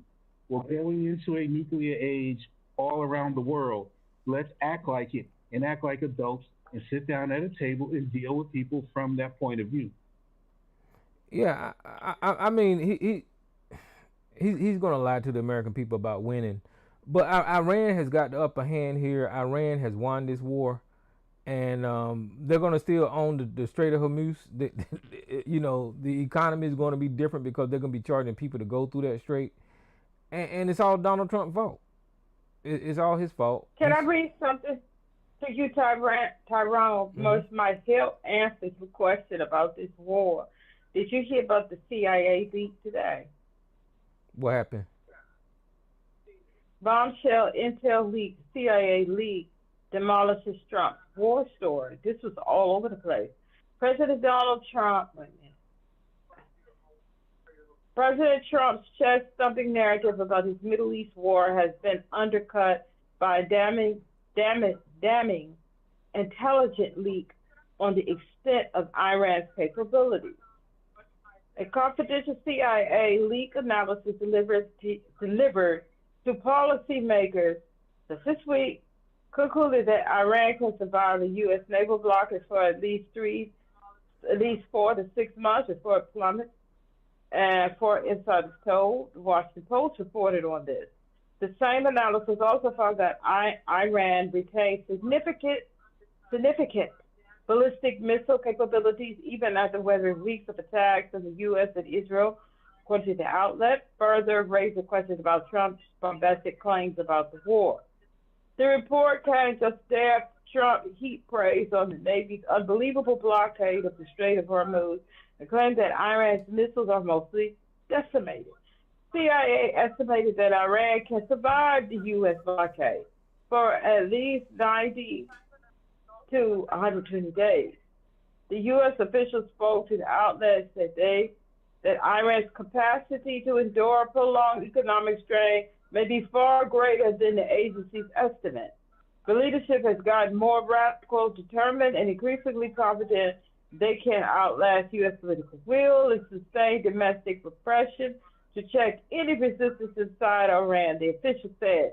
Comparatively, you see similar regimes lasting years under sustained embargoes and air power only wars. That was a leak from the CIA. Oh yeah, so he's telling us how my question is, how is he gonna get out of this war? He's not. He can't. They don't know how. Yeah, because they're lying. Because we didn't hear that 15 U.S. bases have got blown up in the Middle East, and we basically lost this war. And if we strike at them, they strike us because something happened today to where they struck one of the ports, and they struck us back. They started shooting So there's no way to get out of this thing easily. He's just going to have to submit. They can't. Yeah. They're going to have to submit. And the other countries around the world are pressuring the United States to submit because everybody's going to be devastated, and we're going to feel this devastation in about a month. Well, we've gotten to a point where our ability to wage war has gotten too expensive. And so this is the lesson that's coming out of the UK with Russia. Our ability to wage war, America right now cannot do lengthy wars because it costs too much. And that cost over time hurts our economy in us. And so, Iran is prepared to let the Americans spend billions to wage a war that they can't win. Yeah. Vietnam showed you this. The amount of money we spent in Vietnam, the amount of ordnance we dropped on Vietnam, and guess what? They're still there. You can bomb them out. You can't bomb them out of existence. They showed you that, we'll take the hits and we'll continue on. And they have. So the point being, we didn't learn anything from Vietnam. It's changed. It's a damn shame. So here we are again, trying to muscle a smaller country, and when that smaller country is willing to take the pain and survive longer than you. Right. They're rope-a-doping America. That's the crazy part. They're rope-a-doping us. So and nobody seems to see this. I'll put it this way, the president doesn't seem to see this because the military is going to obey his orders. And sadly, sometimes those orders are stupid and don't make sense, but they're obligated to obey them. So I can't fault them. But at the end of the day, Trump never learned the lessons of history. And it shows in how he's trying to conduct this war now. Yep. Can I read something else to you? Israel is in economic downfall as of the mid-2026, characterized by high war-related costs, surging budget deficit, and reduced international investment. They about to fall flat. So there you go. That answers you. And see, they're not telling it. So there you go. Well, I mean, the scary thing about those... They need to fall flat, too. Well, the scary things about those points of views is that if Israel is about to go flat and the U.S. I don't think that they would hesitate with doing the extreme of using nuclear weapons just to win, and then they'll probably try to justify it with some BS. But the problem is they got other countries with nuclear weapons that will retaliate back against that. Okay. That's a good point. Iran is an ally to China. That's a good point. So we all messed up here, and people sit up here with this foolishness. The world is all messed up, and everybody is. They have all of them is even getting together. They had a big old thing with all the people from the UA, all the different people. They are they're trying to see what they can do, I guess, as a unit to force the United States to submit, to let this go. The damage has been done, and we're going to feel it, even if it stops this in the next minute. The damage has been done economically for everybody. Yeah. Israel is in awful trouble, and we're in trouble too. Yeah. And yet you think the United States people, you think the MAGAs is going to allow the United States to give Israel billions to help prop them up? Oh, hell no. The MAGAs is going to be out there with guns to stop that. Who's this unknown caller? And they're not talking about the economic trouble that Israel is in. This is Miss Lady Tyrone. You know what? Hey, Miss Lady. What's up, Miss Lady? Hey, you know, those Israelis, they're trying to flee and get us out of Israel because, like she said, it is a mess there now. It's not pleasant. And they're trying to run to all these different countries. And they're running there. Mexico, Argentina, Greece, Thailand. And do you know they want them out? And so they're being run away. because you see them trying to eat or going to a house they rented or bought down in Mexico, or sitting outside, having a pleasant day. And they are ran up out of them restaurants, out of those neighborhoods. Thailand has now said we will not accept their passport. They're buying up Greece, and the Greek people are out there protesting. They don't want them, but they're going around to different countries buying up land and property. So are you talking about the citizens of Israel is just trying to go different places to avoid the war? Yes, they are. They're fleeing. They have been. They're fleeing. Check it out. The bulk of their professional people are getting the hell out of there. Mm. Yeah, so just do a search on YouTube. You'll see them how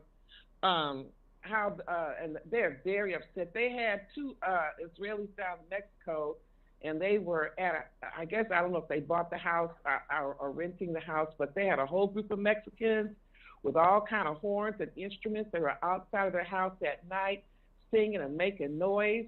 They said, "Oh no, they're not going to sit quietly." No. I don't blame them. Listen, I said it before, and I don't want to say it, but if this is the way the Jewish people were acting back in the day, I'm not saying that it was right what got done to them, but these people are evil. These people are evil. There was a couple, I think they were in Europe, in England, because the lady found it, you couldn't see her, but it was a lady with a British accent. She was on them. She said, "How dare you come here and eat at a vegetarian restaurant? When you were part of the IDF, you were murdering children, you were murdering Palestinians, you were murdering people. No, you don't deserve to sit here and have your nice vegetarian meal in a nice, safe, clean plate. We don't want you here. Everywhere you go, nobody wants." Oh, she kept on them, and they were kind of surly and tried to keep on eating. Finally, the man just couldn't take it. He took his bowl and went outside, and eventually the woman did. But the woman had such a nasty, arrogant attitude, but she was on their case. It's like, so after they participated, because I don't know if they have to join the IDF. I know women are they can be part of that. They have to. Well, yeah, they have to. On the other hand, there are a lot of, they say, Israeli soldiers that are suffering a lot of mental distress from all that going on. They don't even want to do what they're being forced to do. Some are committing suicide. It's a mess. Well, I mean, yeah. The Jewish people are evil, They're Jewish. They're not Jewish. The Zionists, Israelis. Okay, well, Zionists, Israelis, Zionists, yeah. Well, if those were Zionists back in the day, then I don't know what to say. I really don't. So if you want to laugh, look at Reese Waters' YouTube. MAGA's dirty laundry is as ugly as it gets. Because Ashley St. Clair, that one of Elon Musk's baby's mama that sold the Tesla. Yeah, Did you see her talking and telling all about MAGA? Because she was part of the Mar-a-Lago. Oh, she was being real funny about it. Yeah, she letting it all out now. And how degenerate that it is within that group of people. And the debauchery that goes on at their parties. Yeah, I mean, she was one of the ones that came out and tried to say that supposed attack at the correspondence dinner was won't really what it was. Yeah. Oh yeah. Well, I just heard about it. I'm like, oh, that's fake.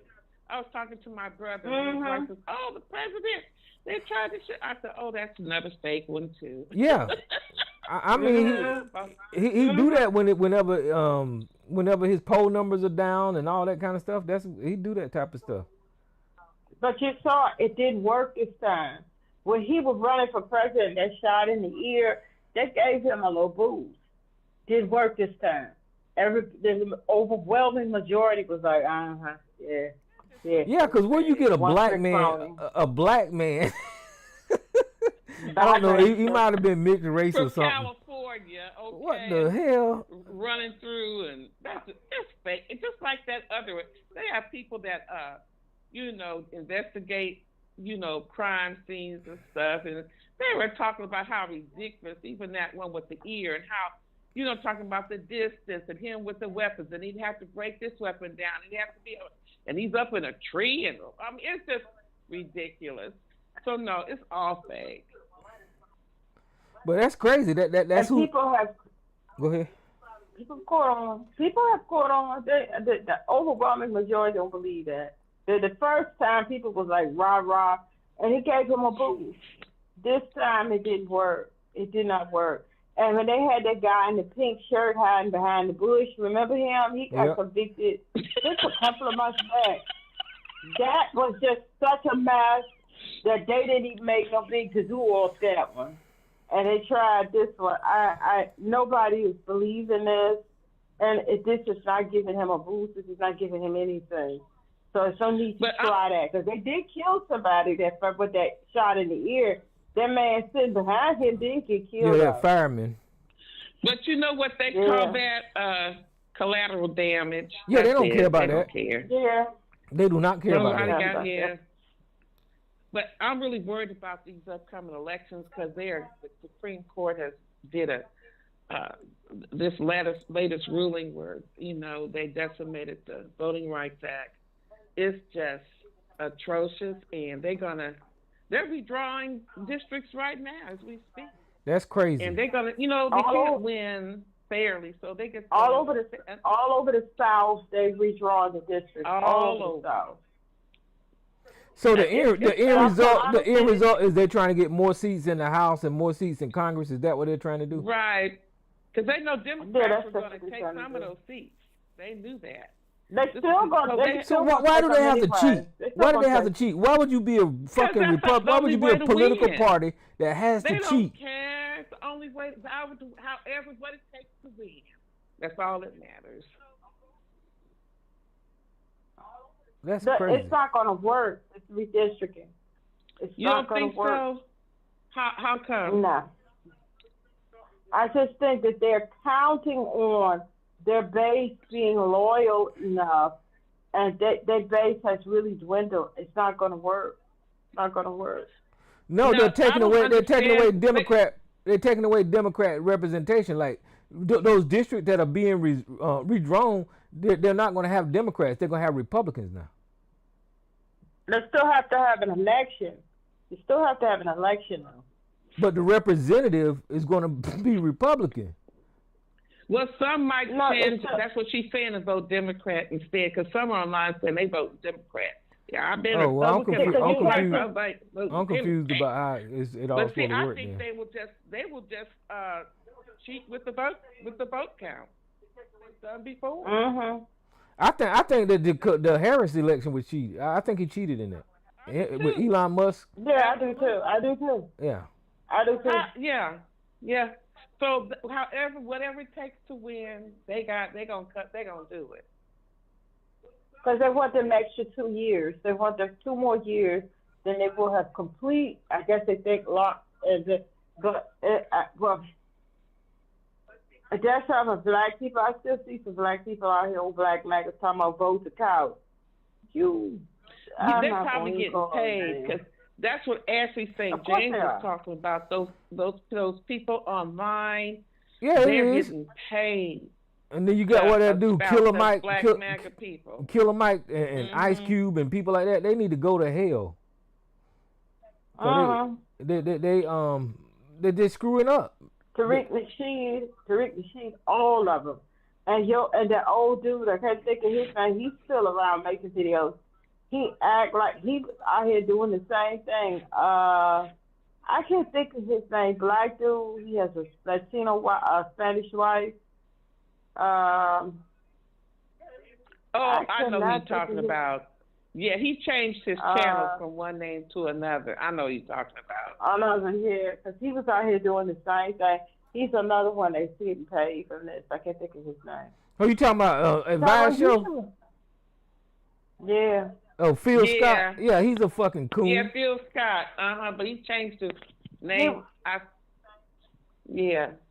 the show. He was doing the same thing. He was doing the same thing. He was doing the same thing. And the fact that anybody's still out here listening, now he's talking, well, we got to do this and how this is that. He is such a coon. He is such a grifter. And why anybody still listening to him is beyond me. You know what that woman was saying? They will have somebody actually connected to the White House. Like, they'll have group chats, and they're taught to how to respond to people's comments, what to say, and all that. So they all sound the same. You know, if somebody questions something or has, you know, a different opinion and perspective, they will say the same thing because they've been taught what to say. It's a script. Yep. It's a script. Because Sarge, I like you, but he usually has his script when he come over too. They give them their talking points. Yeah, they get the talking points, and the next thing you know, that's all they're doing is going out there saying the same shit over and over and over again. Over and over and over. They all come ready with their talking points. And you know what's for people who are trying to... United States has lost standing in the world. You know, we had a lot of soft power, and now it's gone. It's completely gone. I mean, there's a little bit there because we still have a strong military, but it's like everybody knows, you know, what's up. They understand more than a lot of these folks in this country that are just as dense as they can be.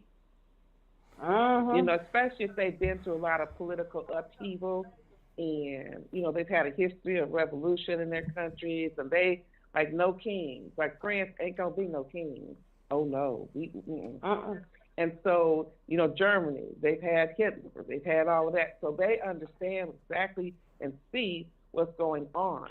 And, you know, they're just amazed at how the country has fallen so low. Well, that's because this country is racist, and the core of everything that Donald Trump is doing is based in racism. And white people in this country, being the majority, they will favor anything that is racist, and that's what we're looking at. And if they think black people are going to benefit, they're against it. Even if they're going to benefit too. That's the whole thing with the Voting Rights Act. The Voting Rights Act, him firing about 40,000 black women. They ain't got no black people in his cabinet. How much? 400,000. 400,000? Yes. Jesus Christ, that's crazy. They were a targeted group. So it's these damn racist ass people. They're really pushing for white men to sue for discrimination. Like if they don't get jobs, if they don't get promotions, you know, all that, they want them to sue for discrimination, reverse discrimination. Well, these white people stupid because Donald Trump is starving their ass. I don't know what the hell wrong. The farmers are in trouble. These businesses are going out of business. They can't afford to fucking do shit. I was talking to somebody the other day that drive the gig jobs for Walmart. I think it's called Spark, and they was complaining about how much gas they have to put in to go make deliveries. I was like, Jesus Christ, that's crazy. And those Uber drivers, you know, they're not making it. The gas is too high. Yep. You know, and it's going to be, you know, far-reaching consequences to that. You know, and they keep laying off people on these jobs, especially those IT workers. And there's a little people too. They're still bringing them in. They're still bringing them in, but you know, there's a short documentary that's on Channel 4, where these journalists, they went out to like Middle America, Ohio, and different states like that. And all of the plants and things that they had, and the things that Biden had set up for them, almost all they said, like some of the plants that was carrying the town, 4,000 workers here, 2,000. They went to a couple of these states. All those plants are closed.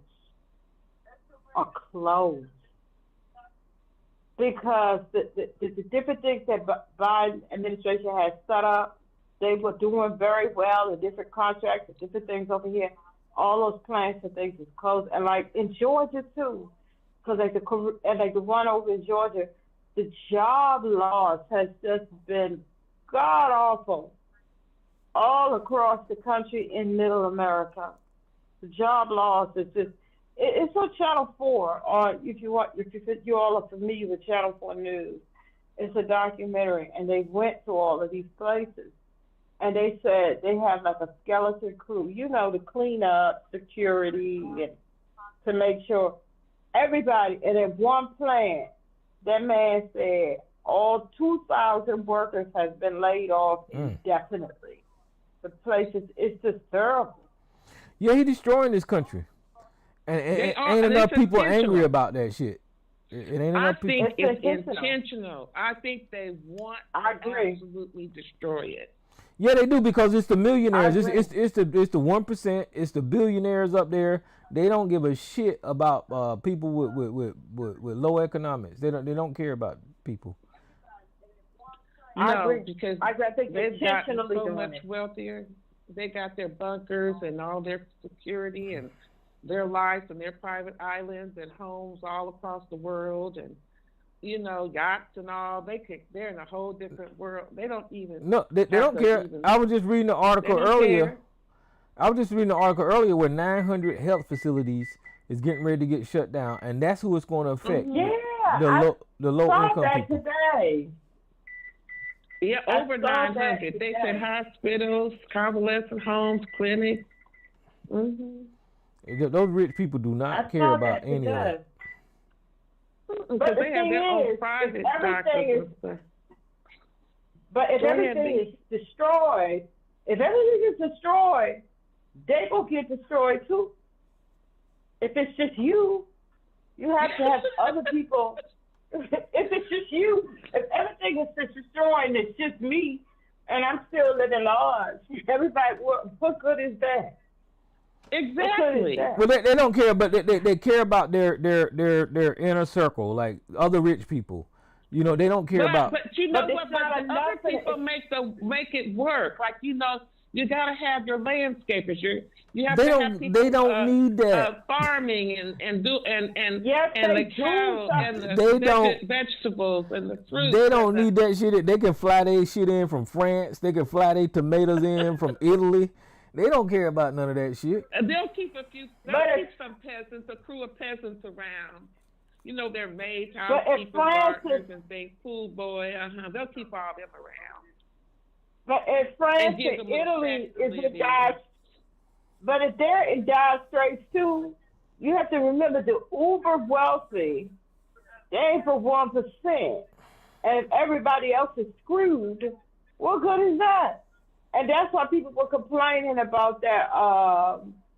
The thing at the Met Gala, and all those celebrities went. They're like, y'all out here showing off and showing yourself. And I agree with Taraji P. Henson and some other people that was calling them out. Donate, because it is a fundraiser to keep one part of the museum open for costumes and the art. Donate. But you all aren't reading the room. People are out here in a mess, and y'all out here with this extravagance. It's not a good look.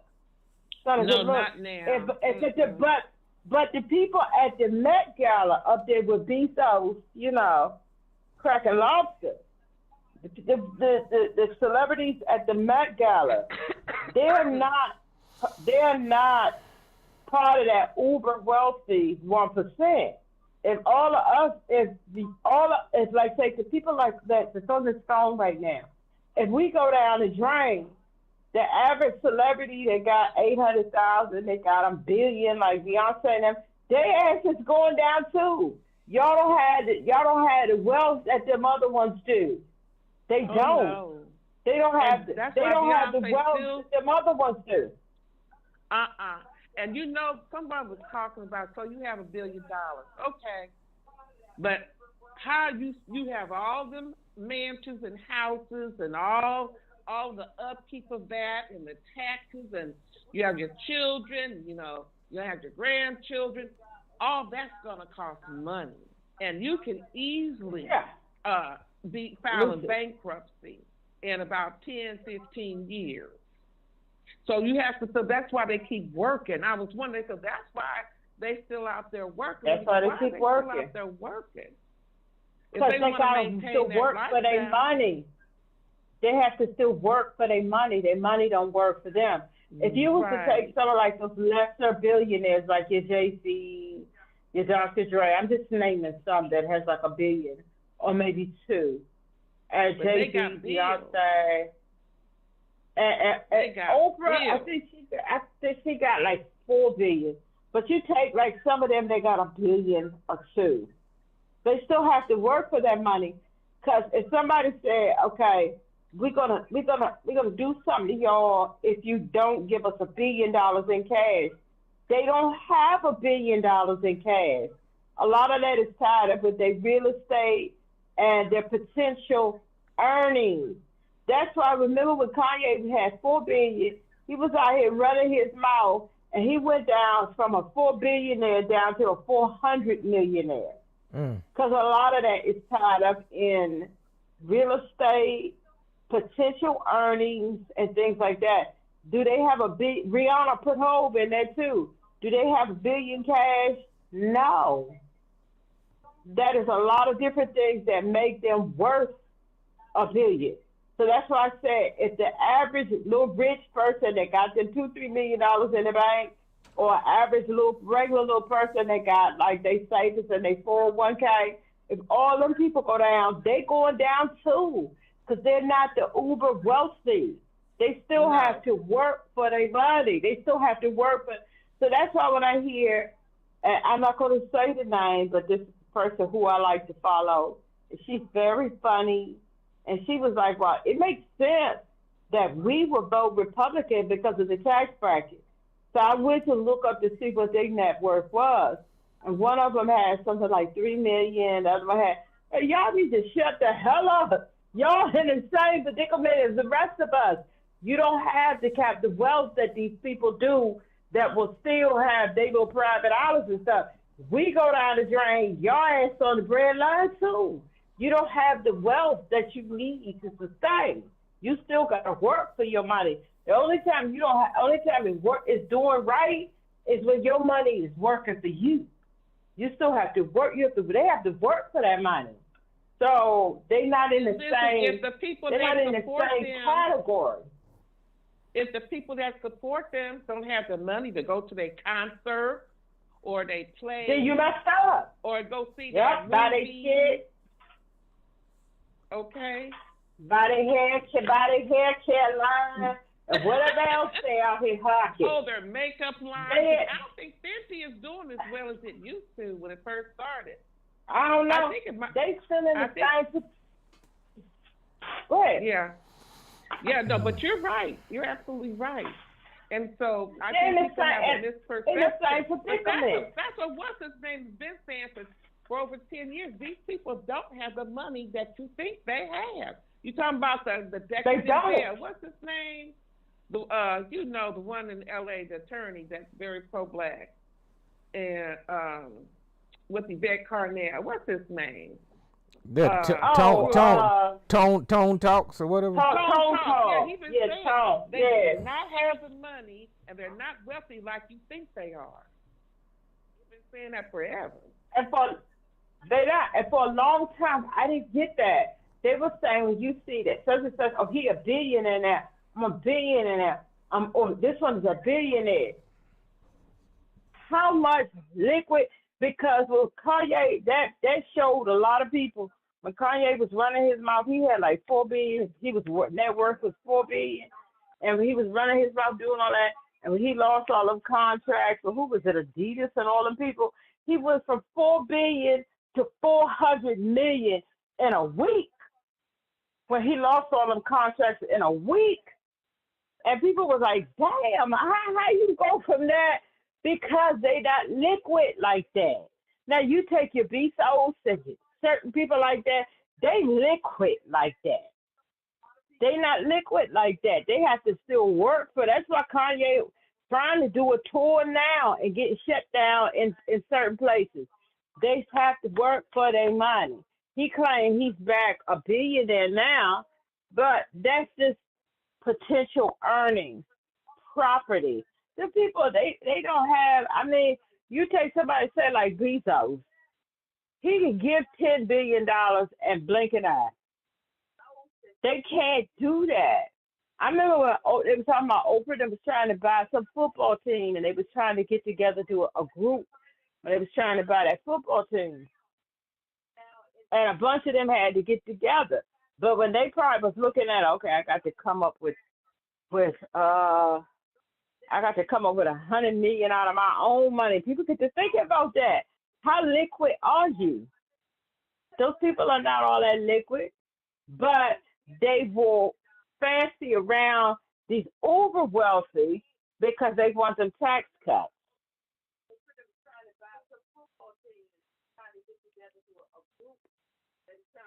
They want us to, and you got little people who got like $1 million or $2 million talking about what it would make sense for us to. They say your net worth is $2 million, and half of that probably the house you in. So what are you talking about, girl? You're in the same boat as the rest of us.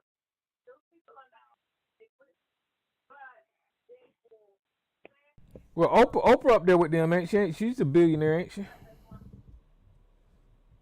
I think she got more Beyonce on her. Let me see. But still, well, yeah, it says how much liquid? She worth $3.2 billion. Yeah, but how much is that liquid? I don't know now. She got more Beyonce in them, but I'm just saying, those people, Kanye went from being net worth $4 billion to like $400 million in a week. Because he lost all his contracts. She bought expensive properties, right? That farm, and then, I don't know if she still has that place in California, down in Santa Barbara. I don't know if she sold it. Then she bought all that land and property up in Hawaii. And they all got homes outside of the country. Like they got beautiful places up in Canada, Vancouver, and and so. A lot of it, like she's saying, is tied up into their real estate, but it's not properties of real estate and potential earnings. So that's what they net worth. But they say it comes down to liquid, how much they got.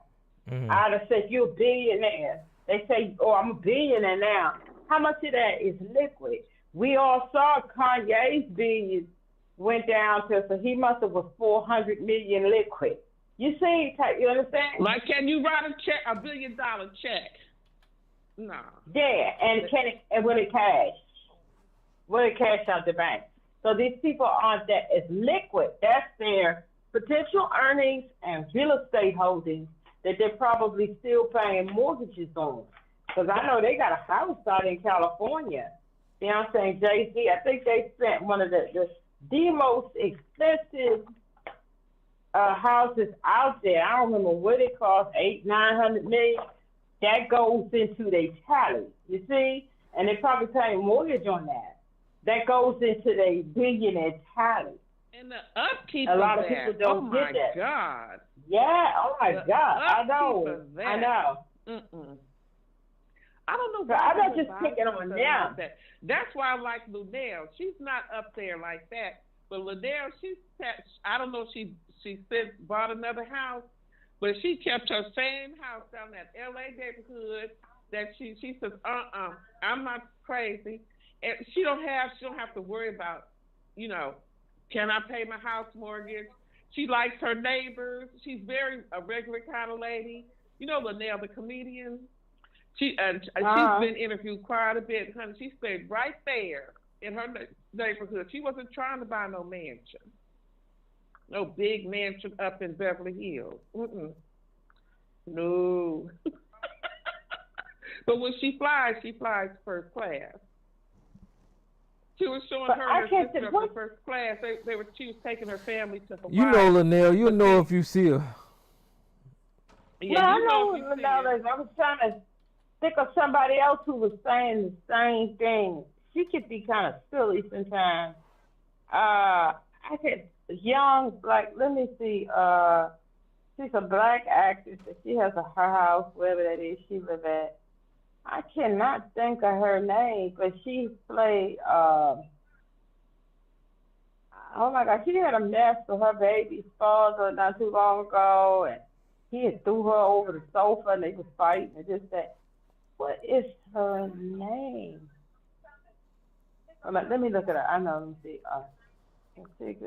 She played Akeelah in the Bee.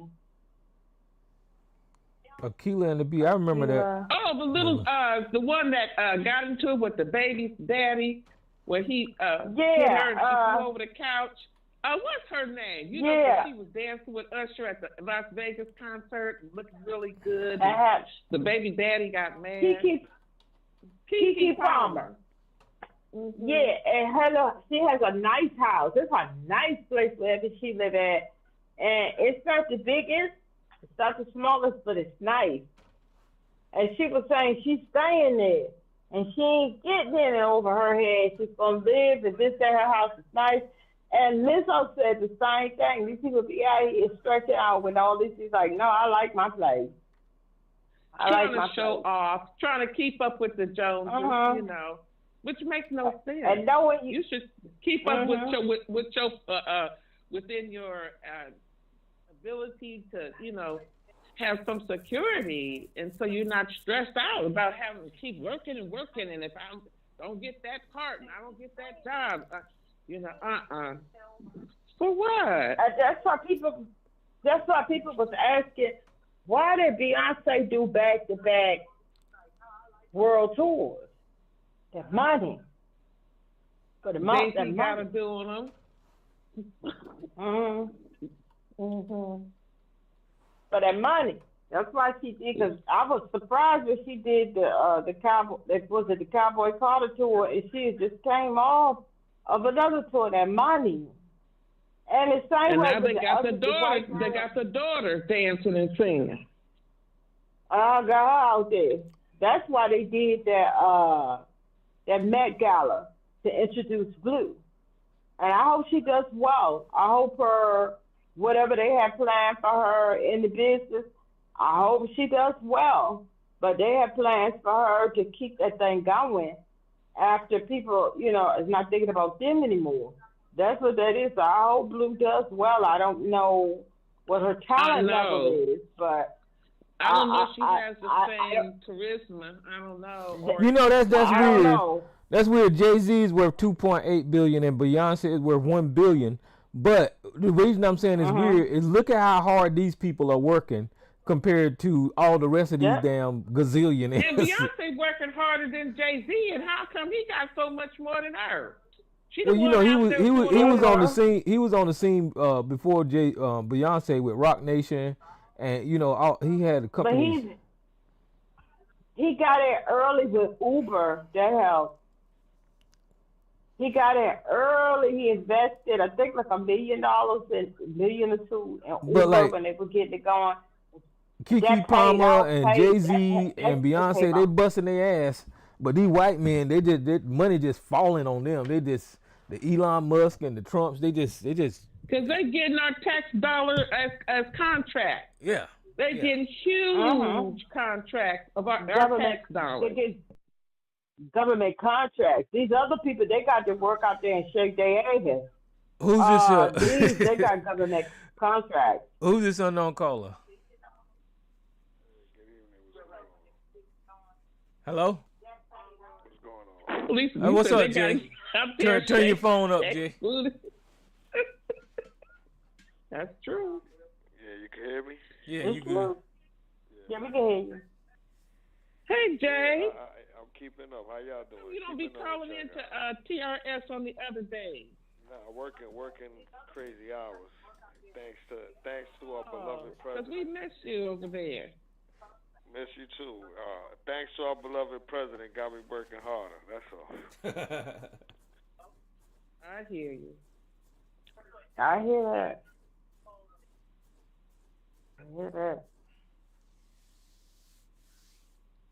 I'm listening. I'm here. everything upside down country we living in. That's all I can say. Yeah, in the upside down. You're right about that. We all in the upside down I don't right know now. if y'all seen the sister that was on what is it? I think is the 10 o'clock show that she has on Abby. I think it is. Oh, Abby Abby Phillips. Phillips? Yeah, so she had Yeah. a panel, and this one lady was saying this. She was saying, with the Democratic Party, like they need to go out to the places, the money needs to be invested.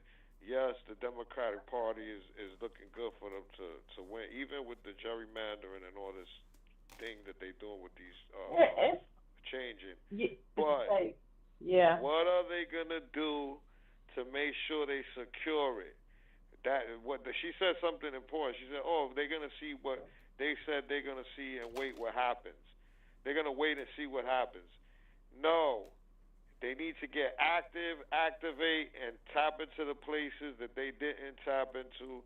Not make the same mistakes. Learn from the mistakes they've done in the past. Fill in the blanks. There's a lot of stuff they need to do to make sure that they secure it.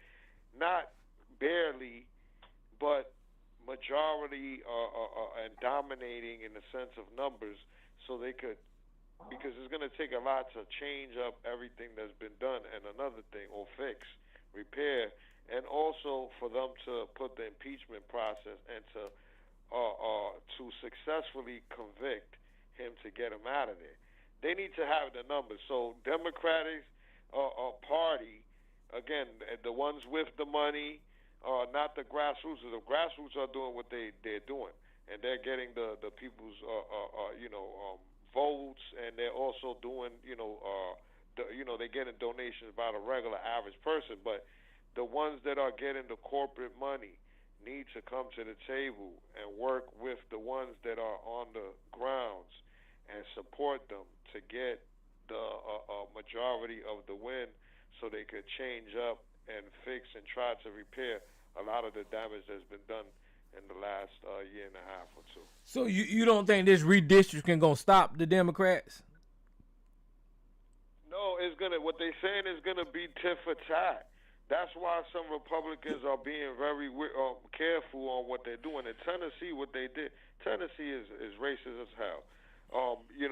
For what they did, because I think that they some of these people here fear of the power. It's the power, and so I think I heard y'all saying that earlier. Why are they cheating? Because they know. They say, "Oh shit," they get power. They're in fear of people other than themselves being in power and fixing things and having a chance to maybe help repair this country. And I believe they want to be in the driver's seat at all times, but they're crashing.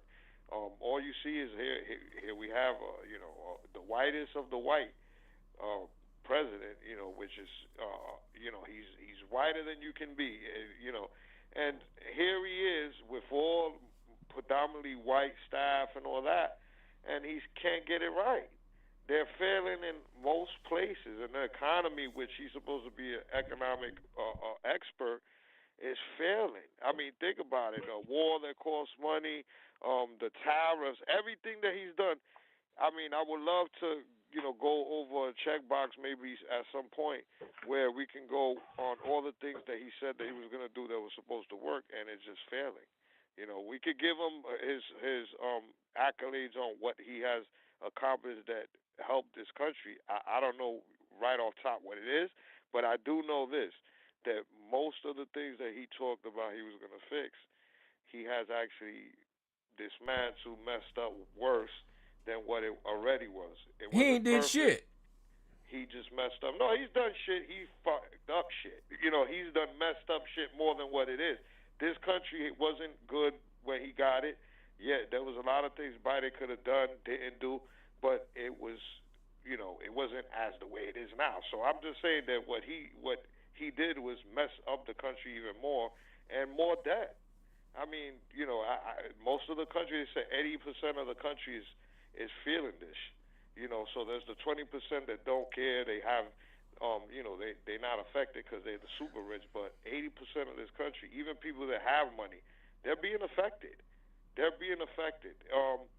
Sometimes people also, because they, they want to, they want to portray that everything is all good, and you might not see it. There's some people that's spending still and things like that, but they just showed a list of the top franchises, and McDonald's included. They're not getting the customer base that they usually get. It's dropped. Look at all the major fast food companies, which they make a lot of money. The percentage has dropped. All right, that's why you see a lot of times. There's times during the year that they put these little specials, right? Oh, the $1 cheeseburgers. It's not because they want to be nice. It's because they got to get rid of shit. They're not getting the customer base that they think they're supposed to. So somebody's putting a sale over there. I got to put a sale and try to drive in the customers, because guess what? We have we have a lot of choices.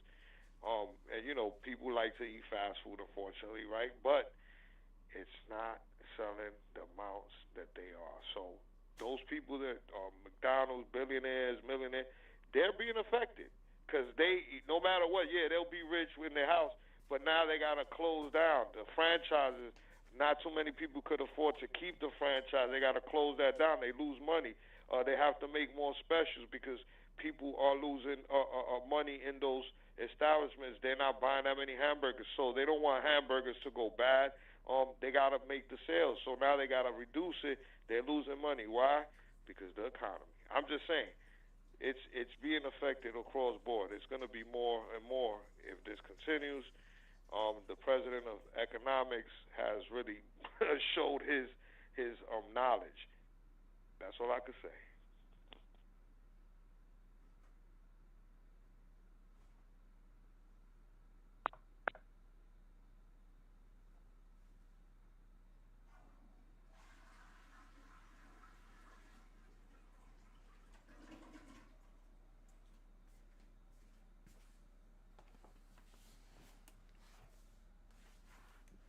I don't know.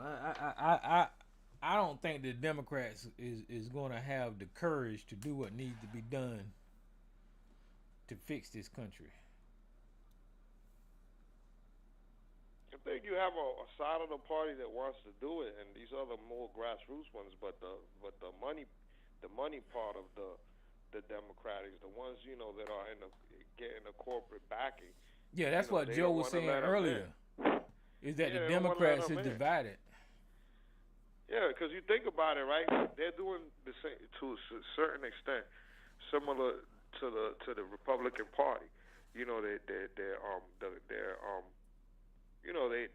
bending to the companies. Somebody's coming, a corporation is coming with an envelope. He's hitting the Republican Party, and he's trying to find the Democratic parties that will bend for them. And you find Democrats that they'll take the money, they'll take the donation. Yep. And so because of that, you got the grassroots Democrats saying, "Hey man, don't take that money because now you owned by them, and then you ain't gonna vote for the things that we need to do against them." And it's almost so that's the inner fighting that's happening. I think it's a different fight with the Republican Party, more of a power grab, saying, they saying, okay, well, we went this way, y'all went too rogue, but y'all don't know how to do it the right way. So now we in this mess. The world sees it, and the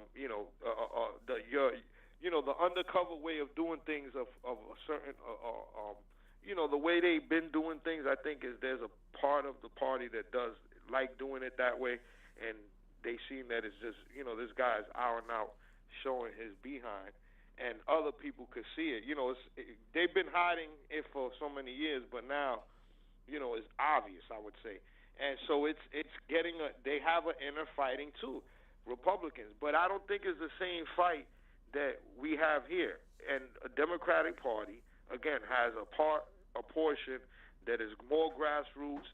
I think that they have to meet in the middle with the ones that are corporate, because you do need some corporate money. But what corporate money you getting, and for what is the cause, and what is it that you got to do in return of receiving that, whether it's a donation, wait a minute. What do they need corporate money for? Listen, they're up there to legislate, right? The corporations are paying them for whatever agenda they're lobbying for. So if whatever corporation is up there ain't gonna help the fucking constituents, and only looking out for themselves, I don't think they need any corporate money. No, I think that there is some corporate companies out there that have product services that's genuine, and they're not trying to get over on people. They're not putting out poisonous products. I'm just saying certain companies that's out there that provide services, again, or products to regular people that is not trying to get over on the people. They're trying to make money, of course, make their profit, not sell a bad product, and they do also donate. So I think that there's a good rich people out there is what I'm saying, and there's good rich people out there that have companies that's not putting out products or services to hurt customers, and those are the ones that they need to kind of horn in on. So again, majority of these companies, they all about money, profits, right? That profit margin. They don't care about people. We notice in the last couple of years that products and services have deteriorated. So when you go to certain places and certain things and certain services, it's not the best quality. Even like products, it's like, oh, they don't make them the way they used to anymore. That's a majority, I would say, of most things. But there is a portion of people with money that own their corporations that do invest in Democratic nominees and people in the Senate and things like that, for them to vote for some of the stuff that they want, but it's not to hurt the people. So again, not to say that that's not happening. I'm saying that that's probably the majority of corporations that do that and services, that, because we're living in a greed-based, just capitalistic country, where it's mostly greedy people, rich and stuff like that, a small percentage. But out of that small percentage of rich people that is here that are controlling the country, I think there's a small portion in that are doing good things or want to do good things, but they need also to have, to have power, or not power, I would say have the Democratic Party to help them, again, when it's positive things, but at the same time, the Democrats need money. It's not going to, unfortunately, every dollar that we put together is not going to fulfill all the things that need to be done. I'm talking about just us giving donations, the regular Democratic, voter. So you do need some corporate money. But again, what corporate money you taking is what it is, and what is their agenda when they do give you the corporate money, I think is the most important thing that needs to be analyzed. That's all. But I think there is a space for that. It's just how much you consume and what is it that you're doing for that money. What is it that they want when they're giving you something? Because they want something. What is it that they want, and what is it that you're willing to do? I'm just saying that I think that this whole lobbyist, the corporate, all that shit is so corrupt now.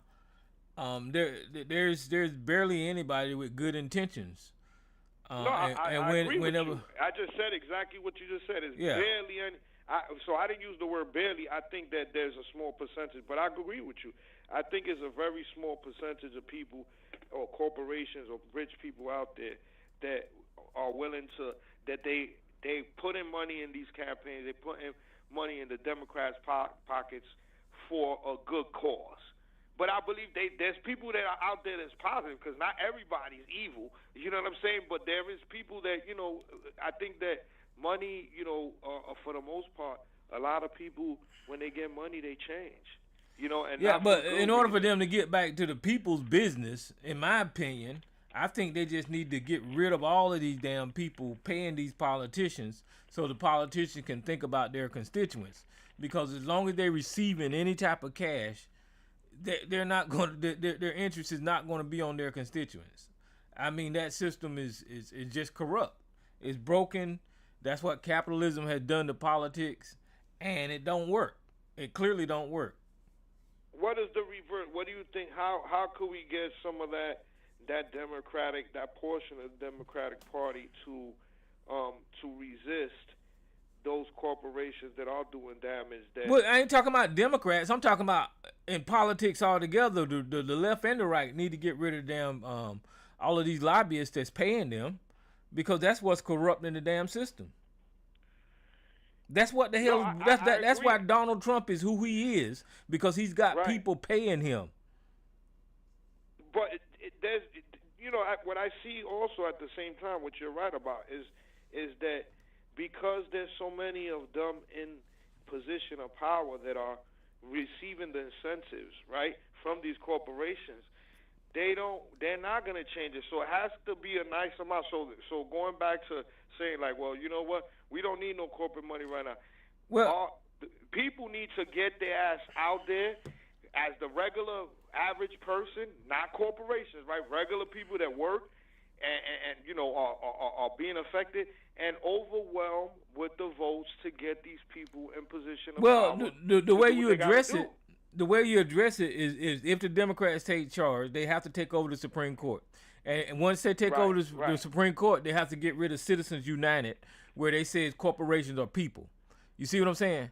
So right now the corporations are able to lobby the politicians because they supposed to have a voice just like the average American because of Citizens United. But if they get rid of Citizens United, then you can get rid of the damn corporations out of our politics.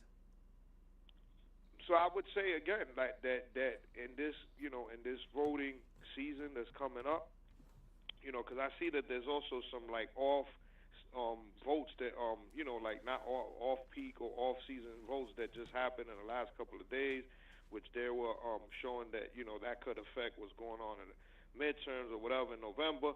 I say that again, the Democratic Party has to be overwhelmingly impactful to get people to come out to vote, to support these candidates so they have the power to go in there and make the changes that need to be changed. There's laws that should be put in place for things like that, but the Democratic and Republican portion of, or I would say the Republican Party and the Democratic portion of the party that just wants to continue to take them checks, they're not going to vote against that. So we need to get enough people to be able to over-dominate those Democrats and the Republicans in order to change that. I think that's what's also happening, because a lot of people, they're like, yeah, we could vote to change this, but why am I going to vote to change it? They're giving me checks.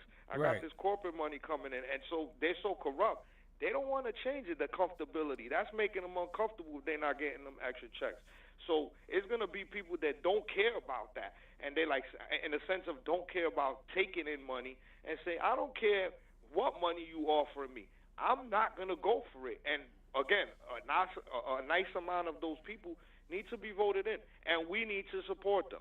Not only you and I, but people that didn't vote. They said a lot of people didn't vote, and that's why they crying about, oh, well, damn, I should have voted for Kamala, but now they mad.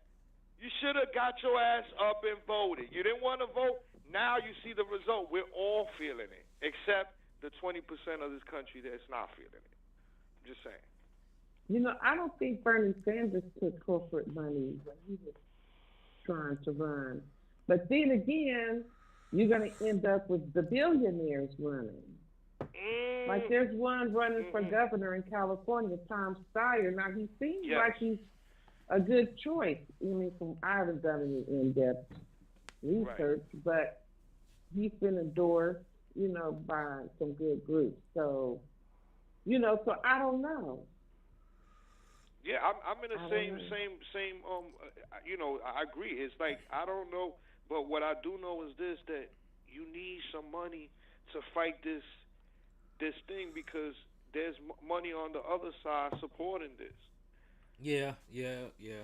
Because they need money for for their ads and their commercials, and all that stuff, and their phone banks and all of that stuff, and host, town halls, I guess, and all kind of stuff, So they do need some money, but There should, I don't know. I don't know. I think there should be maybe a limit on the amount of money that they can take from corporations. Well, that's a good idea. If you don't stop them altogether, just make it a limit. There could be a limit. Now that's enough for you to have your commercials and get your campaign material out there. Okay. Yeah. And then there's a law. There's no law of them taking campaign money, right? So again, if let's just give an example. PepsiCo,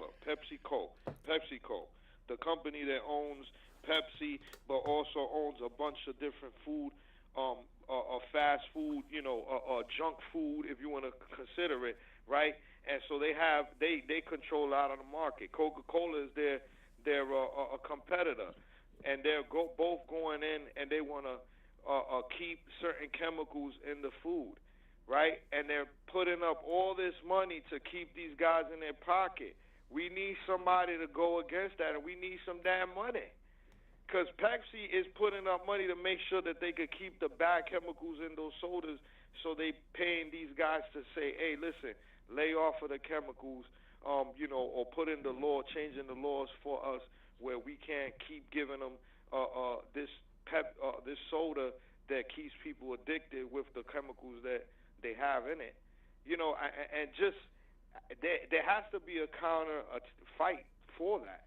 And again, the campaigning, how do they, is there a monitoring system, monitoring all these senators and people in position of power that are able to vote, where they're monitoring where their money's coming from when they get a check for $100,000 or $10,000, or they get a free vacation to Mexico or to another country where they found it on Eric Adams. Are they doing that to all these politicians is the question too. And are they? Is there some? Like what are the ramifications? What is there something that happens? Are they punished? Is there a law in place if they're taking a check and are they monitoring? First of all, these people are getting checks, right? Are they checking to see more regular than an average person and say, hey, this guy just got a check for $10,000? Where this shit is coming from? Oh, ain't nobody looking at that. It's all corrupt, you see, man. We have a problem. What they say is a saying that they say. Says, yeah, we have a problem. Sister Nobody, what's up? Talking about nasty food, I used to like to buy those Hershey's bars with the almonds. And I was passing by this, they had some cute little shops on the street, and this older white man, he's probably a little younger than me, but he was like, "Ooh, would you buy me some chocolate in here?" And I'm like, "What?"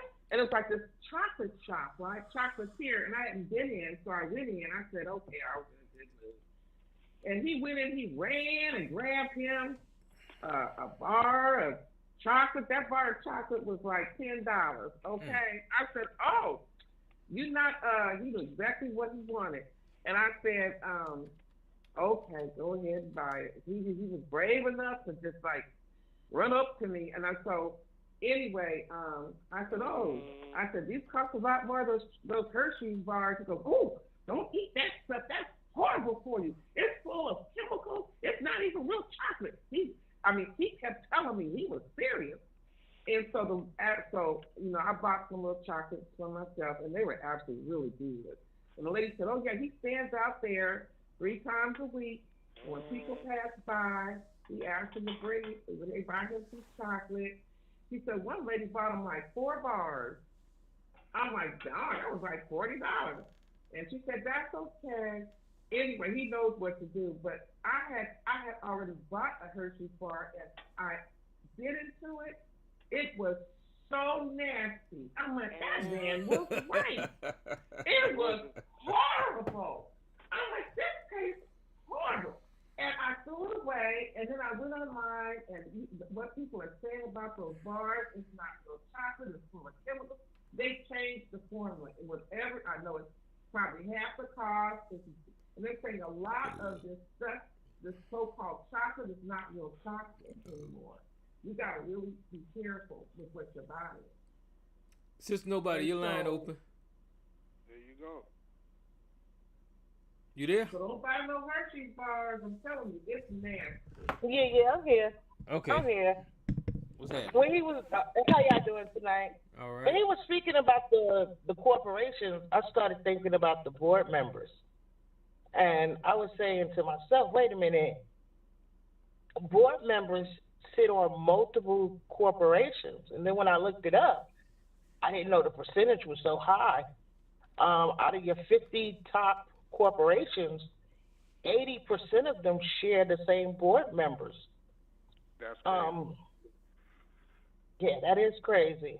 And most of the time, when they have their senators and state representatives, you can kind of see which direction the corporation is going in because they'll invite them to their places of business.